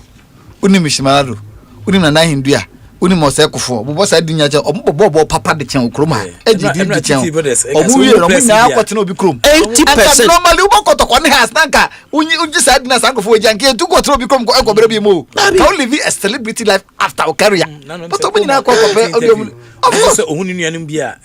Yes, unse omo kwama no niwe abo mo pa because omo mo nuanu bi wa start radio check ebi eja ebi hard omo ebi hard yes see me kai say ebi mo jan ajemi share some of the colleagues any start radio na ba ko lecturer about 2 of them ba ko no chere entrepreneur ba ko so chere MC journalism na ko class I mean na say the person hard na slow ka what you catch on say ha na say na go for time no mu ja adwuma no ko school and all the child no we are na me and ohwe ma asa mo so ma toto ne ma yi enko ni bi so etremu a bi so o se hu no kwa na ora say enye we are na me one of the colleagues they say empire omi say kwan bi mamu but I say we are na me colleague ba ko no so enya kwa ko UK din komo na asem we na ye din komo no so ohun kotoko former player bi wo factory ye adwuma wo UK nti player no nickname o Ghana no ohun ya no obo de kire no na obi say senior unim me no so sim chichu ka say unim no so enya we because you can't complain. Yes. Got to complain about time and time wait for no man. But see Black Galaxy. Prof, forget about Black Galaxy. Dr. Randy Abbey team no Pando out of Lions. Dabio, ya ka kotokoni house asem won say Heart of Lions. Won say kotokoni house won need Dr. Randy Abbey. Mu obi say Dabi. Kotokoni house no. Kotokoni house na obo na wini a. Dia wunya na outside the so change dia wunya no. Won say kotokoni house omu goalkeeper ma Black Galaxy. Omu goalkeeper. Omu Black Galaxy. Ono wa Black Galaxy. Enti Prof dia me explain and answer me kan nyina ne say with Osei de now ye ne den obeko because edu baby no hwe Osei ohun he was the player goalkeeper of my Hearts of Lions a top 5 in him last season a very good goalkeeper but this season I'm not Hearts of Lions start here no more ka top 4 no edu baby na visa ne eba no he was a performance about 6 matches na Hearts of Lions so yeah about 6 matches na Hearts of Lions to be winning back I'm telling you against Dreams FC see na they said Dreams ever say Hearts of Lions 3 goals omo 3 ewi echi no ni referee kwa akoko the visa ne buy ne de na na so no kodi unnecessary yellow card and you can so say obi onimo say bia no kuta good character obi onimo say bia obi United for between United enti bro enu ba ewie na that match no and odi second yellow card ana eba so we ntimi mfa nkopando because untimi ntina bench mpo and yes adios na o say twen here kwaba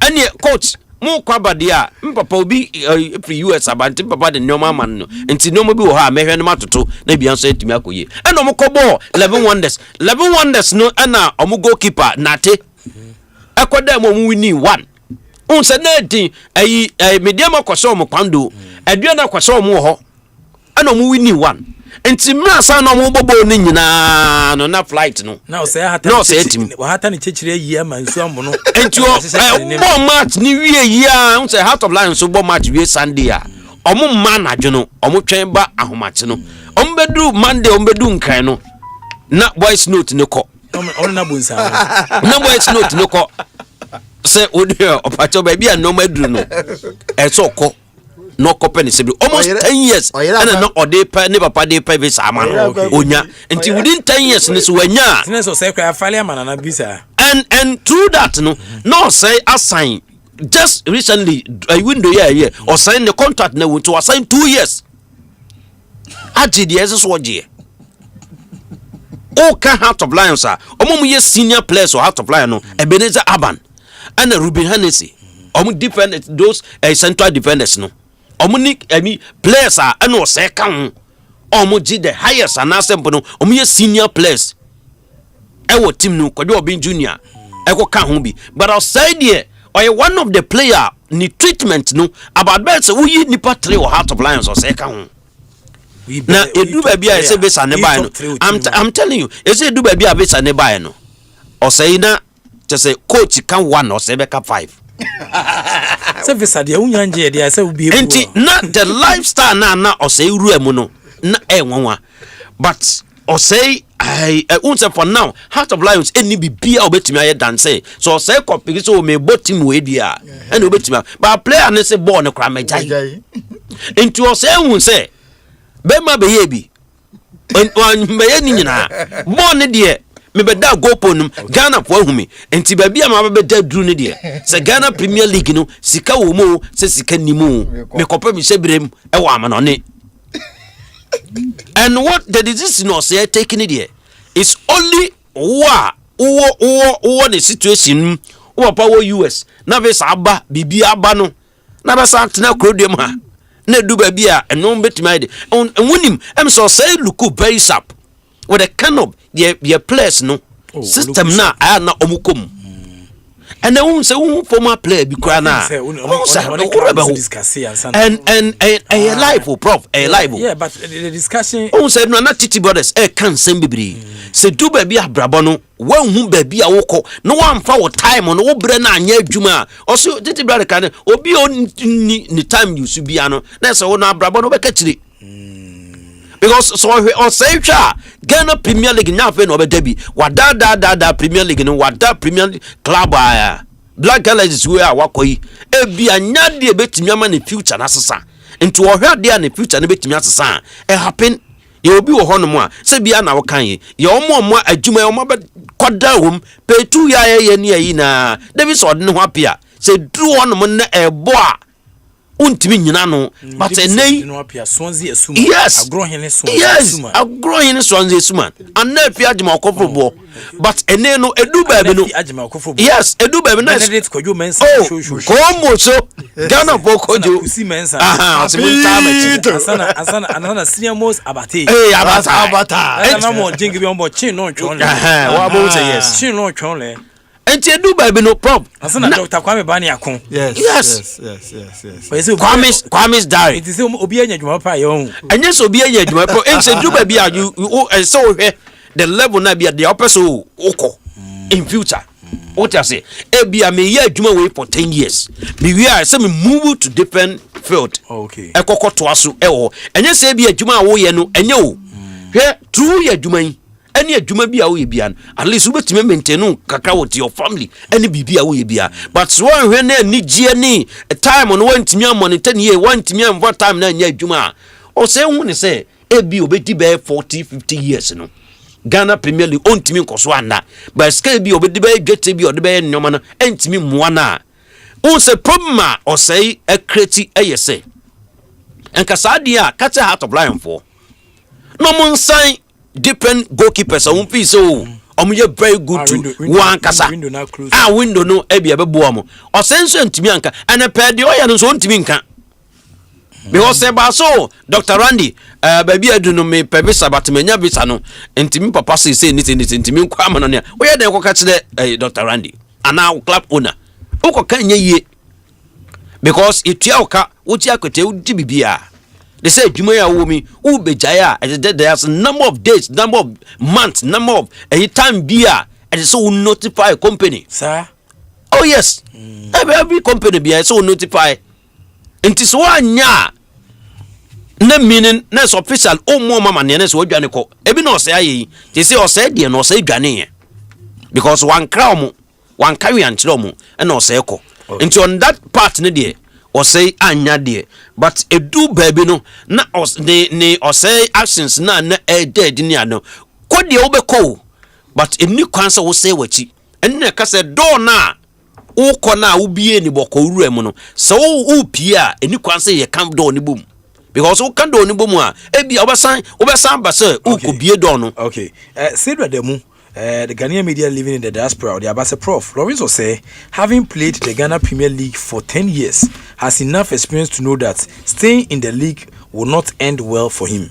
He has been former player for Bechem United, Karela United, Ashanti Gold, and Hearts of Lions. Now, what I say, he's the best player to tell in the Ghana Premier League story. But over here in Mexico, so I'll say onim. When I say, I can't go for him onim ni oye mami, don't fool me no nim ni oye, onim ni oye mami. It was saying a day. Komoyi about the nyomuso eti account edi amam. Coach Mboma ono kita Olympics one. Yeah, Coach Mboma. Olympics. Coach Mboma wrestling Mexico so ochina Coach Mboma ne birthday. Okay. Ochina ne birthday. Coach Mboma. Coach Mboma. And February no penny for kasifo mpa. February dey send na emo sisama pack birthday. Birthday. Kasifo kwa. You know Mboma Coach Mboma. What I say to Coach Mboma. Ti wrestling Mexico so say timinya lunch kakra. Ochina. Bia be ko bibio. Okay. Containing katenkwan kakra ne bia konto nkruma. Na coach pe contain there. Ope so who features no videos. Ope pa. Ti Coach Mboma. What say? Ompe kontom ne there. Coach Mboma. Open kontom ne so. Coach otesa nanum ye ne de. Be ma 10 gram nanum ye ne de. Se nanum ye ne de no. Sana na baby aso ye ne de. Ti Coach Mboma too much. So no kita Great Olympics one. Yeah. No kita Great Olympics. Ono kuta Olympics. Mr. Sante we too much wati. Ame monyo mu enfemfem ma. Na eresa na niam esi akọ. FD's name mo na Philip Nyom we dey. Unim say me yesadi we dada. Mr. Tunu no. Mr. Tu the gunshot man, the popo moti. Na okay. I'm here. Okay, hey. Benghazi. We are boko hot side here. We should say we are boko. Okay. Benghazi. So we mode you no side ready on. Okay, Mate. Iti mame. We birthday wishes from Nathaniel Asare Asamoah. Birthday wishes from Nathaniel Asare Asamoah of DBS Industries Limited to his father, Mr. Michael Asare Asamoah of Kufudua. Na yesi papa de body man say do we did 64 and something years today. And may the good Lord continue to bless you. It's Nathaniel and the man papa do. What I say, Nathaniel, the man papa do or sales and marketing department or one young uncle pay a yime to the show. My we are Chama Mekama. Nathaniel Asare Asamoah of DBS Industries Limited. So him DBS for na and the father. What I say, friend Michael Asare Asamoah of Kofodua. Or say never pan and your friends say do into dada do baby dada do bia we did 64 and something years today and you don't shake a crab account. It's me the good Lord continue to bless you. And then near Nathaniel Asare Asamoah NEE or the Eman Papa Kamapa na ewe Nathaniel die you know na coach Mboma de na mame fa nyom na fema no na afi coach Mboma in fact birthday kakra bi fema no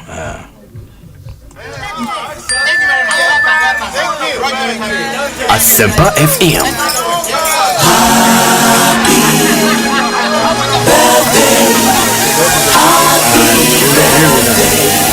To you. Okay. See, Coach Mboma, happy birthday and Komau. Na erade empeja onye okese o ma adwuma ya wafade ato so no emu obstacles ni bibiri nkofo be kan sim hu bibiri but me sure say we focus a obedu obota no pe e okoni asai na so nti erade nkoso empeja on guide na oma o performance emputu atamfo into shame all the time we are too much we are coach back in fast statistical record say back udwumadi a wadi na practically interviews na ne ma conducting na we heavy fantastic evening and birthday and come coach Mboma Mr. Sante ono wife ne kwala no so me chamu na bibia mo bia afi Mosisama Mediama Sporting Club on a president owner and bankroda Moses too much when I say Moses too much friend the chairman when I say I feel say hey when I saw the chairman e di we every so February phone there I did two phone call when I say February ni bi anyway here ni bia agime aminiska omo kai na at the 4 to Moses ama bia obia Moses ama fantastic birthday and come for we family.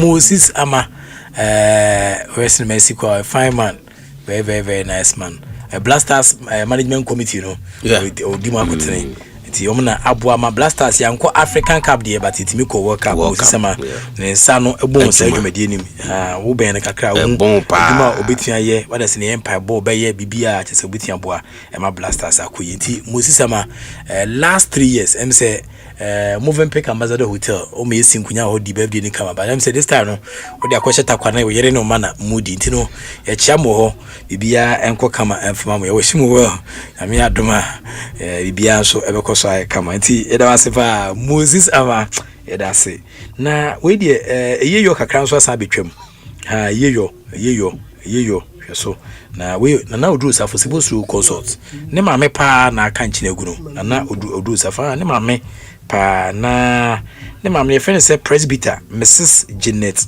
Yawa Odru presbyter Mrs. Janet Yawa Odru safa ma me no na bibia metwema say Saturday 22nd of February 2026 year no ewo residence ewo baby say ono say udome baby say baby say papa na ne papa ye ne ko me ko late ba slam ko dui nti eho na omode hyeche na pem so ntunim na no do safo na maame omo ewo Dantu Avenue ewo Awudome estate ho ben Awudome roundabout no wa ana ose nyame adoma ele maame ne be lane in state na afi barrier nankasa bibia betwema Saturday 21st of February 2026 ewo EP Church EP first hu EP abon agbe presby bubuashi ana yumedi ni everything abaso eho no ntino wese na message koso a we EP Church ewo bubuashi ana omaje eyeyo ediasi omosere so ntino na odu safo Ghana Football Association executive council member na wese message koso class degree ana osa general manager post consultant me dubiase for kra omo lawyer no ni dubiase mu pocket lawyer no munya kids bia no do safo ana Moise Katumbi na danfo Moise Katumbi enso danfo TP ma tupusa mazembe African rep edemo tina no do safo na odru sapo no do safo brekum Chelsea ensa no adwuma no ba kono no when I say ti is push am team no Port City general manager 2 live Nana Odru Safo ne mame nya 86 years. And the presbyter Mrs. Janet Yawa Odru. Ana mame aka nchine gunu no 86 years. Enye yikura. But I was wase maya na kwenkuja kwa ese tekrama sumuja. Nti akoba ne say die ye be me bini apibi. Nti Nana Odru Safo die accept our innermost and sincerest condolences. I mean, Atuma, Yabijao. Yamani Yako. And Yamana Kwabanso. Oh, the Abanono, Ewana, Odu Safodian, na Comobi now, who Comobi na Elho, but you were even an Odu Safodiano. You are brand here, fine, be nice gentleman. To raise a microphone, mano, na Omon Kumoka cra. I was Sportsnite so. So what you say? When I best time here, but good evening. Good evening. I know about microphone, mommy. Okay. We did another good evening, you. Oh, good evening, boss. But you be able to call here. Nyame adom be able. Eddie, honey, Sportsnite. Any media I go so cause ko YouTuber. I'm on for baby na the comments about my free taxi drivers Uber for ubi etie. And you go so elbow agudi unkomona or the bar. Wadama. Ubitiama yate onantisi. Boss, ready. Me granny boni bia. Me say nra your birthday. Oh, okay. Na nra na busy kakra o me. Maybe the whole month. Do February a month of Wallace. Unkran share ni say na o ma ya ni je ofie ni ade no. Na me si o ready. Me so my bibi kakra me de eba ba chia. Wow. I didn't cry me fe. Hey, lights in our home. Hey. I didn't fe. It's when and I say baby light be kakra because me charge. Hey. Bravifina omutwa na bra mu ye. Hey. Engo fa mama Maria bia ba say papa na mkwanso ba. Oh, F. Happy birthday, Godfather. Oh, F. Wow. Oh, I dear fair. Me who for the baby. Ni who TV so radio so social media so na we na fair. We FSC na. Oh, are they? Oh, TV didn't me ya de ni mama phone. We dey send dum kania na san so kakra na ma phone. Em say be sure be sure dey dum ho kania no. Na san so bi oni hwa de. Ye, ani ayi say dum dem kania no. Oh. Because camera no so ye papa. You understand? Do a little video for me. So beautiful. Hey. Me will be there. The way me charge na me coffee me charge kakana. Because yes me plug ya. We my automatic. Oh, why automatic? Oh, okay. Do fi na so plug na eba. F papa. Who metin abi o me carry mama me. Can na chi dey break na so. Bit me here no na ma na dia ma brake light no. Ade na F papa. Oh. Wow. Papa so ne boarding. When the chair boy because I'm say. Oh, who's that? I don't know if oh, wow. Bengazi video, mommy. Very nice. Tiwadama, what do you do? Now, Obi Pibia. Me teaching. Oh, okay, teaching. Say your first time about here, na. There we are. So minimum, na. Say mini panel. Yeah. Cosmos. Mini panel. Oh, Cosmos down there, Kasa. Cosmos. Daddy. Me dream who? Father. Me dream pa since now dreaming hono but. Oh, there we. Say a friend say I could have a penny scar home. You do bring your head down who you. Sorry, Bachana. But never we got James say. Never panem kwala dream na ngusian kwa no tomo akuko mu ano no. Onye sikanta akuko mu afa mo tima mo atonkusia. E dia mo manitia. Oh, Cosmos why are there? So beautiful. I appreciate that. Can I say so thoughtful picture no so selected and see one of the best pictures. Last year photo shoot. Last year me kwa sorry bi. That's why no mu twa photo. Me call Porters. The Porters no more a friend saying photographer ho. Yeah. Me no twa photo. Into Italian photographer na sande ma me. Omo designer omo chementari too. Aso na me call no. Enye ho na wa ka de bia ho na me call so. De bia me call na me atari too a. It's good, yeah. Medase. Because more, do you have a catch Ghana for? What when you have a radio studio? Oh. Ebia nkrofo kakra bi na mechia. Okay, okay, me mechia ma sorry for. Teaching North Methodist Church. Okay. Especially the singing band. Okay. And your Reverend Minister. Okay.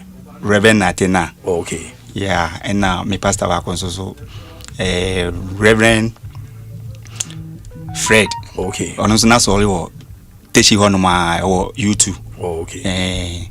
Yeah, and Ghana for nyina. Na mechia Daniel anzo ne Daniel. Okay. Omuko school work. Christ Family Academy and so techi twibre ho. Very good. And Jay kakra you maybe a Sportsnite be production.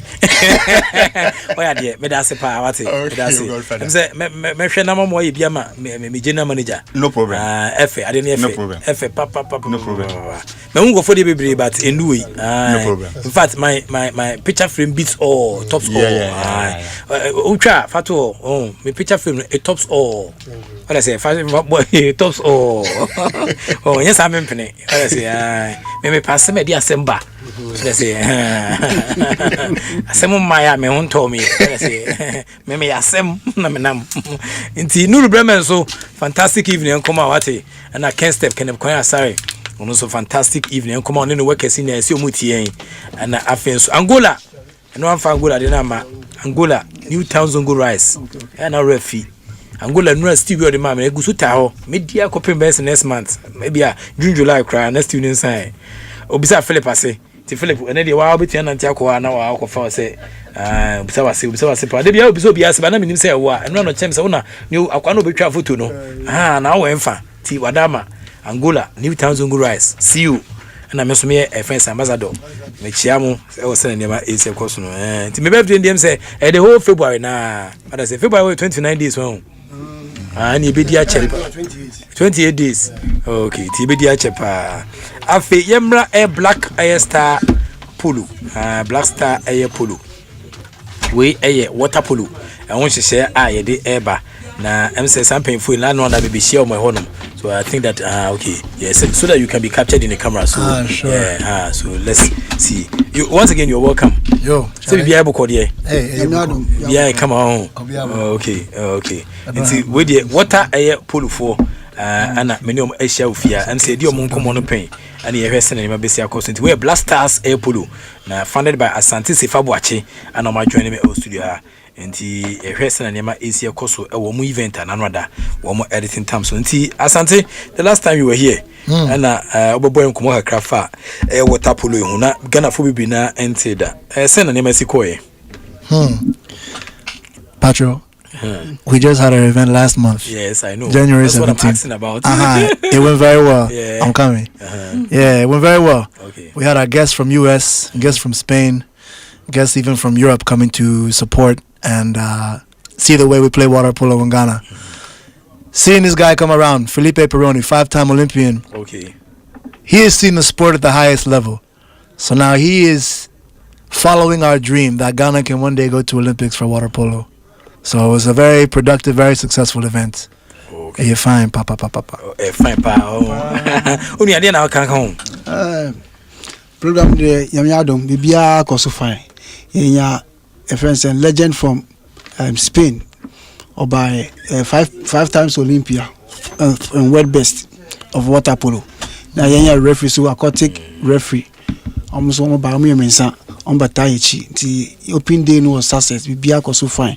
Nkwalaro so omo bomu modin pa te bibia is successful ama ye fence any program so kosi ye na se nwie okay your matches be brave because I started league too. Okay, must start league no and your matches be brave you may be April. Okay nti I started. Okay musu say the league no say am we event we no na mo the league no e ba musu say league no dey na betia piem say league no dey bet me piem say no most important about me PSA being in national team because I say your club team nearby. Say Black Stars or more Black Star. We inside the person in national players for almost any Ghana. And from this league, you know, the person in PM say you be in national team no more Ghana. Okay. I was asking him about what you what is likely to happen in the league after you have completed with the event? Yeah, so the biggest thing is every time we have this league, it's always a selection process. So we have our 4 teams that train and play against each other. By the end of the league, we'll have a good idea of who our strong 12, 14 players are going to be. And especially with the guests coming in here from World Aquatics and from the Olympics, this and that, they themselves can also say, wait a second, once you have a selected national team, then your government can come inside, start to provide some funds. And then we reach out to the local corporate Ghana here, because once we have this national team, then they are the ones who can support even a national event where the federation can arrange a program where we have a showcase where these players can come and show the country what they have. At the moment, what triggers people to join the water polo? You just have to know how to swim, first off. If you don't know, you're swimming very strong. Even still, we welcome you to come around, but you'll see yourself that it's a different kind of swimming. More so the interest and enthusiasm. Yeah. People just have to be able to be brave enough to try something new. Because it's not an easy sport. I'm thinking about a situation where somebody might probably be interested, like me, but I don't know how to swim. Sure. Is there the possibility that the organization can be able to teach me how to swim a little bit? Absolutely. And then join the team? Absolutely. So our team, even in Central Region, for the Central Region people out there, at the Woods Winton Senior High School, they offer free swimming lessons for anybody just to come and show up. And then at the pools that we train at, normally we do Achimota, the high school pool there. It's a shallow, deep pool. So the ones who are not too strong with swimming, we put them in the shallow side so they can practice, give some small lessons, and then eventually they move to the deep side. So it's open for everybody.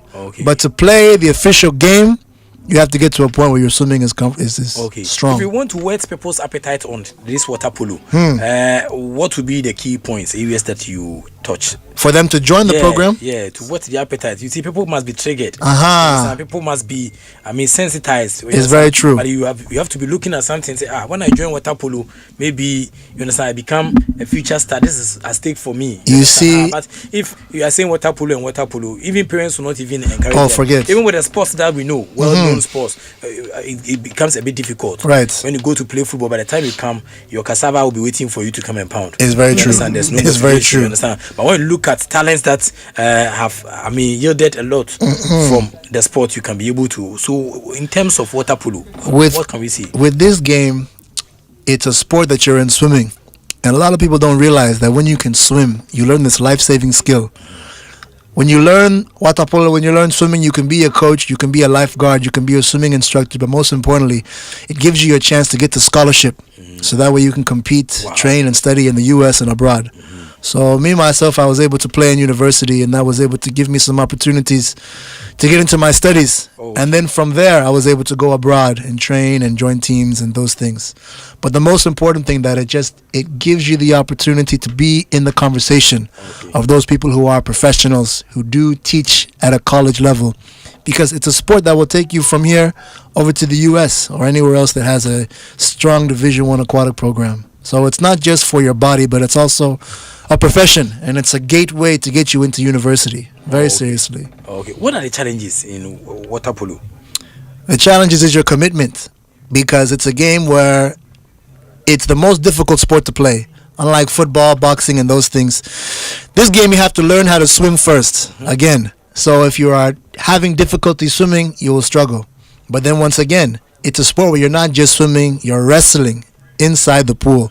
Someone is pulling you, sometimes punching you, grabbing you. It's very difficult. And the game, we don't play in the shallow side. It's all deep. So your endurance has to be very correct. Because if you don't have that one, again, you'll struggle in this game. But the benefits are that once you get to a place where you're comfortable in swimming, we don't just play in the pool side, we play in a lake, we play in the river, you play in the beach side.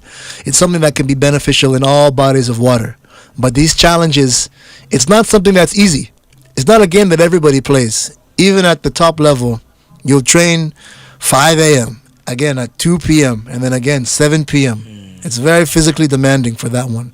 But it's something where when you commit to this thing, surely you see the benefits. Okay. So in terms of how you personally develop interest for this sport, will you say that is God given, or maybe you were close to certain people? Forget. That's how come.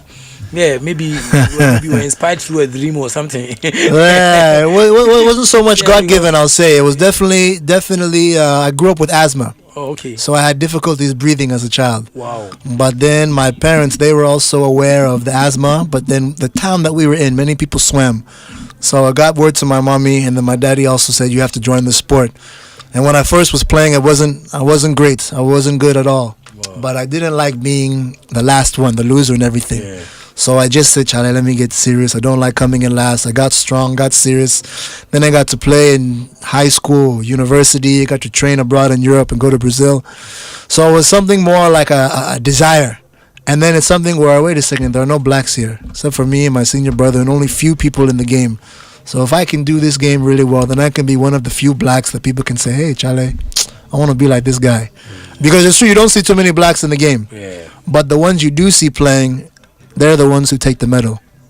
You see? Oh, okay. So that's a dream that I think many people have gravitated towards because it's not a traditionally African, black American, black anything sport. But once we go inside, we take over. Oh, okay. Have you thought about maybe some measures with the Ghana Swimming Association? You know something?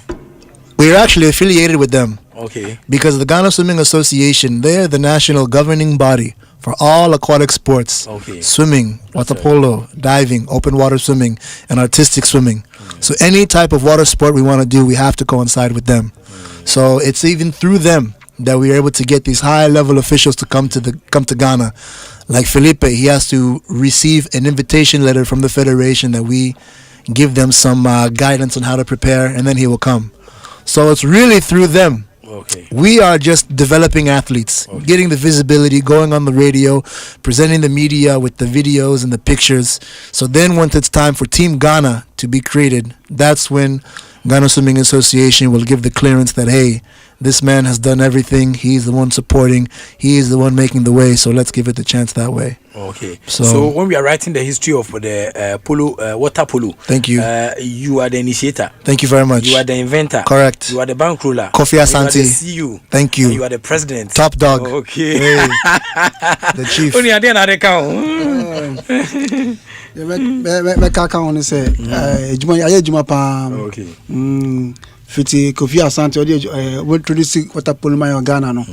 Your coaches be so maboa. Na ejuma na ebedru si. Na your league no so 5 years in here yes that league no. Nti me dey say mama fencing staffs no. Okay. Na ejuma mo modern because nkwala no omundu stage way like omuni more things but true staffs no ejumadi a Kofi Asante to do ba Ghana no amankwala no omotumi akomonim wo water polo na ye bono first no munim rules nyame adom sisi no munim rules no munim nyame bebre nti omam free wave no buy no omone jipa mbon say water polo na koso Ghana omam dream say na eti nti ombo hu ye no omone ji ho pa nti dem pese me ka che Ghana for say omun ta echi na agro yera ba Ghana we no enye kese e Ghana ti say they are support football so omunta echi so na so ye be nya we say sa fence big men no more Ghana no so so mbotum so na sponsor en so a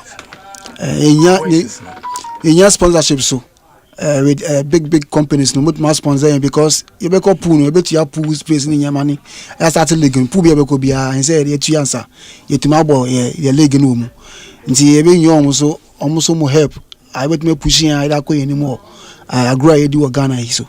Okay. Okay. So Kofi, finally, what would you like to say? Hey, people need to follow our program. You go on Facebook, you see Black Star Polo, follow the page. Instagram at BSPWPC. And if you really want to see the future continue to go bright for Ghana, you have to support. You tell corporate Ghana, you tell Uncle Mahama, you tell the Minister of Sports and everyone to come through and follow this program. We need Wodamaya by the poolside. Huh? I saw he came by and he said something to you. Oh, okay. The same way people don't know Africa is very rich and very wealthy. People don't know that Africans can swim very well. So without the support and sponsorship, that's how we can get these kids, not just from playing in the village, but also on the main stage. You need Wodamaya to visit your Hey, I'm telling you, I've already seen him a few times, but I need to see if he can swim very well. Yeah. We'll put him on the team. Okay. Thank you very much for coming to the show. And I'm for Eddie Ebanono. Obidiaba, so I thank God I fall in the same month with you. I'm also dead February born, so I celebrate my birthday yesterday. So I'm happy I'm on the line with you. God grant our wish and make God's great and strong. God bless you. And then come about. My name is Nanaya Amuzu. Nanaya Amuzu dia odiabano. Afredaka. And so as a utie jumedin de den pa Afredaka abrantia ones ni nti ono so ne dia ono so edi abano no. Afi assistant assistant commissioner of 15 okay. Amount egagi no ana nkofo no emfa mo ma nti no voice ni coach okay nti coach nu nti ni komo Asempa FM in this world will be could be any jeze obeko mundial is a big state, and then I think we are so happy, especially Ghana and Africa. It happened to you the first, second time. Usuya no more be brave film. I mean, we learn a lot, and probably the coaches know the technical. I mean, staffs know what they would do before the World Cup. I think so I don't see anything bad. Say even though the previous ones in the Aquani film, but say it may correct here. I don't think say the third time he acquire a bit more free muntium, because I strongly believe in the team. I think for me I see it like it's a game. When we were able to organize a lot of games, like friendly games before the Mundiana, I don't think say it's going to be difficult for us, because for what I know say Ghana have a friendly game in Germany against against Germany in Stuttgart, and then they have another game in Austria. All these are preparation. See, it's me, boy. We'll look at where the loopholes is, and then we'll just correct ourselves. Then we'll move forward. But when it comes to the Panama, they are like we, the Africans.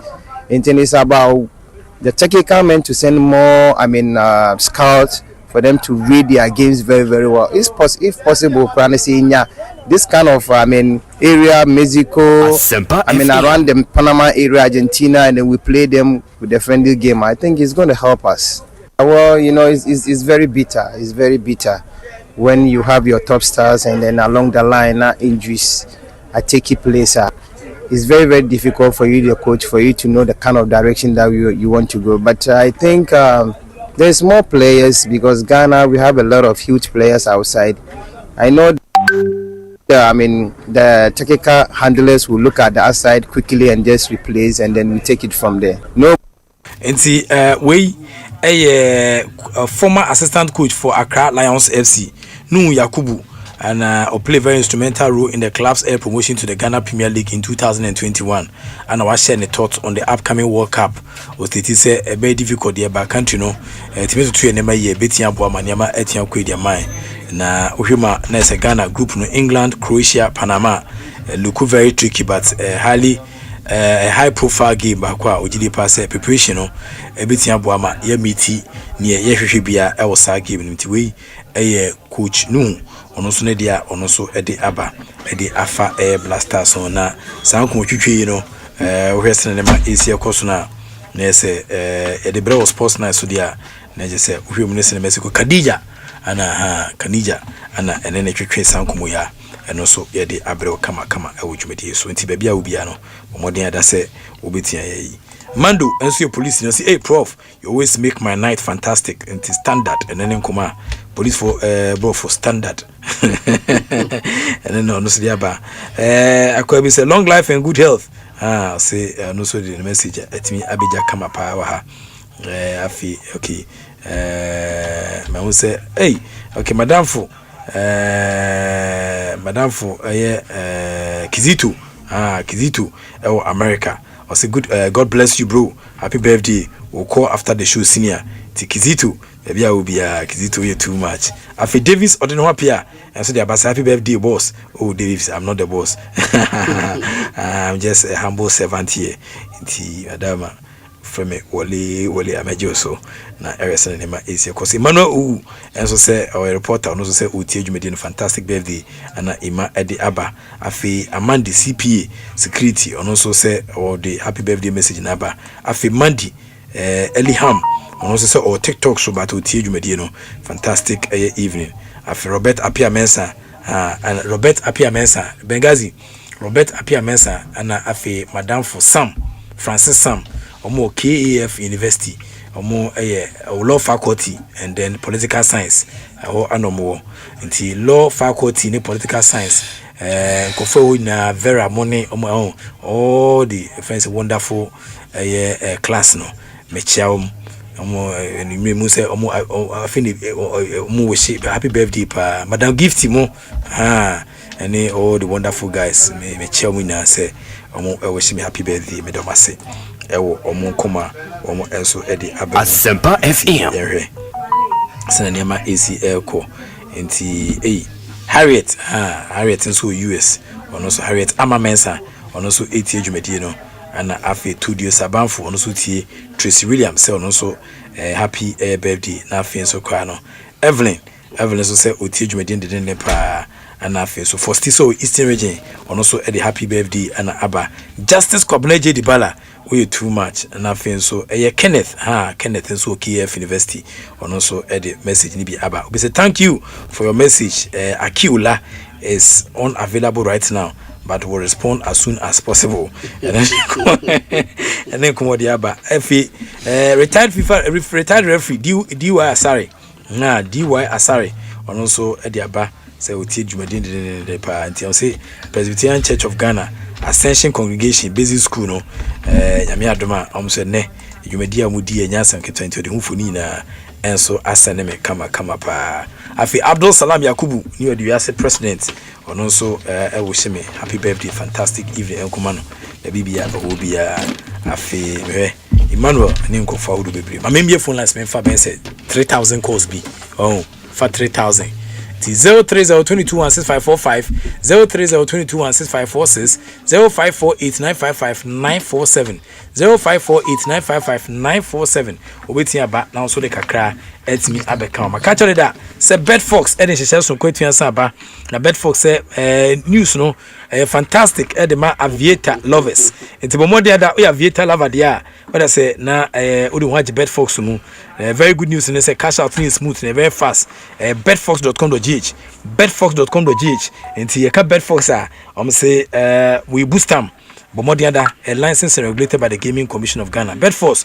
one more airboy hello Professor K Wallace yes sir but when your friend Razak here the whole Ghana hey Ras yankwe do na friend hey Ras no yanko Wale hey Ras na mini abakodi ya mi aduma I wish you happy birthday kese pa wai da wasi bebre yanko ponsha na ya papa mo spaka so ya wish you happy birthday pa na menchia Yakubu Salam ni odi biase president anamebwa ai yanko ponsha no ne babia obia ba se the prayer bia go ka britiri ana de bi ni prayer bia nya nko ka britiri o de mo ko Germany no ko hu mo di no asa ma na mwa ba wale uni ya na me dia sio nurse for o mu ko buji 8,000 Ghana cedis go o mu ko mu ba o ka prayer o je 4,000 yeah we just for 8,000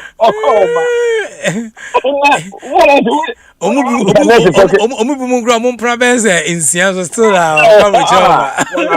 no boy I was Ghana Premier League aba masisi kwa so obenya be 30 go yan na mebo no obenti so ko bo bia ba mo e mo ti wo ti kale so abo league 10 solid years 10 years abo beche United e say minimum bia wonya 40 years only 40 minutes than account Masa, media mesu ye prayer, se see a Ghana so tell me wono.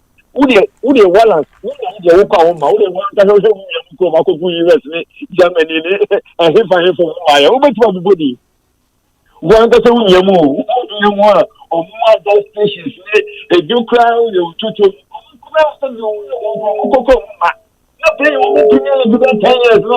Wo me be ko she no German club Hebusia was a generally Yamon 40 million to the one transfer 30 years going. But the month of better Sakura only open Ghana players to see what Wallace. Open more visits.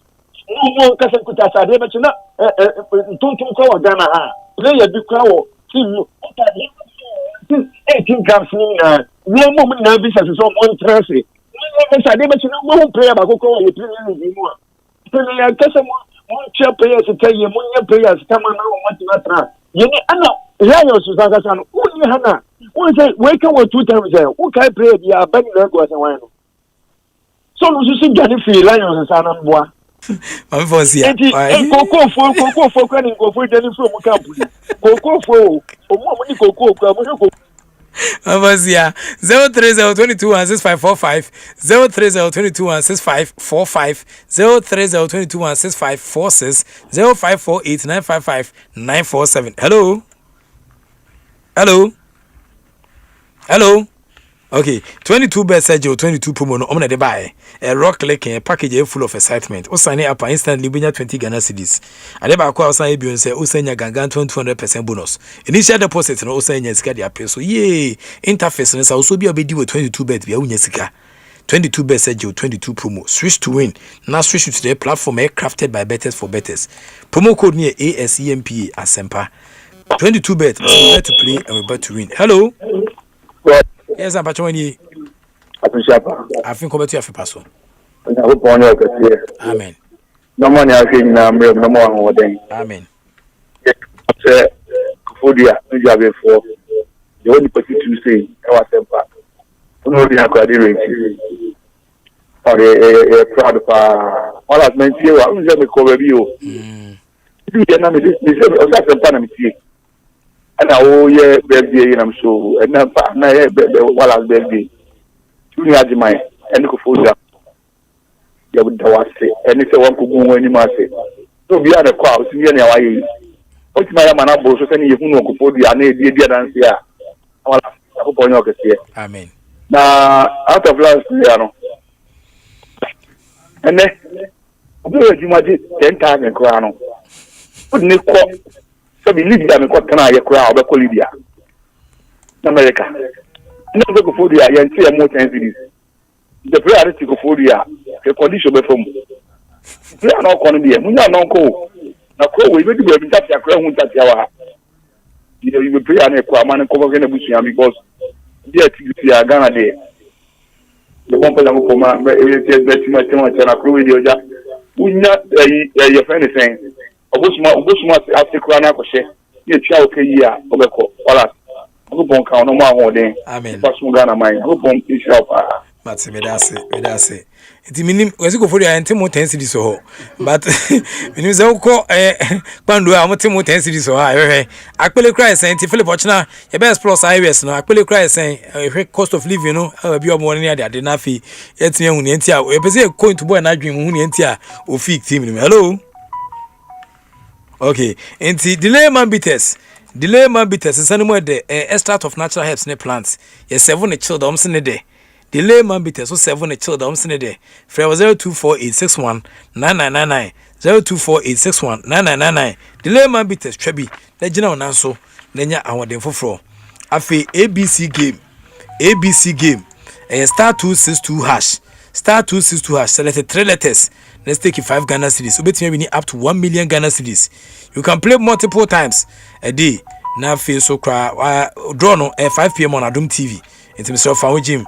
The more you play, 10 Ghana cedis per round no. Increase you winning no. License by the NLA under the Caritas platform. We nada and I touch the boy Emma at the Sportsnite and then you made the Ebreo. Last one also na. Go my hair. Say last one also. Okay. See where's the Mexico so. Do you remember the telephone lines in there? Na mosquito etiso or kunkun line so to be na ayedin amount. I man who pay kai madam viva.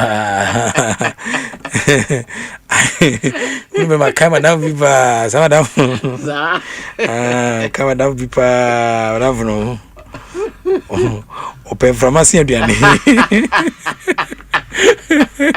Nti edbesia we next edition no Oh, of sports night no ana yedi esi ade ama kama pa baby a wo bia no koso am afidie and ti wohwem ne sene ma esi koso madam Fodu Daniel omina send message is a message bebre wo kra mitimi nkan oh Anita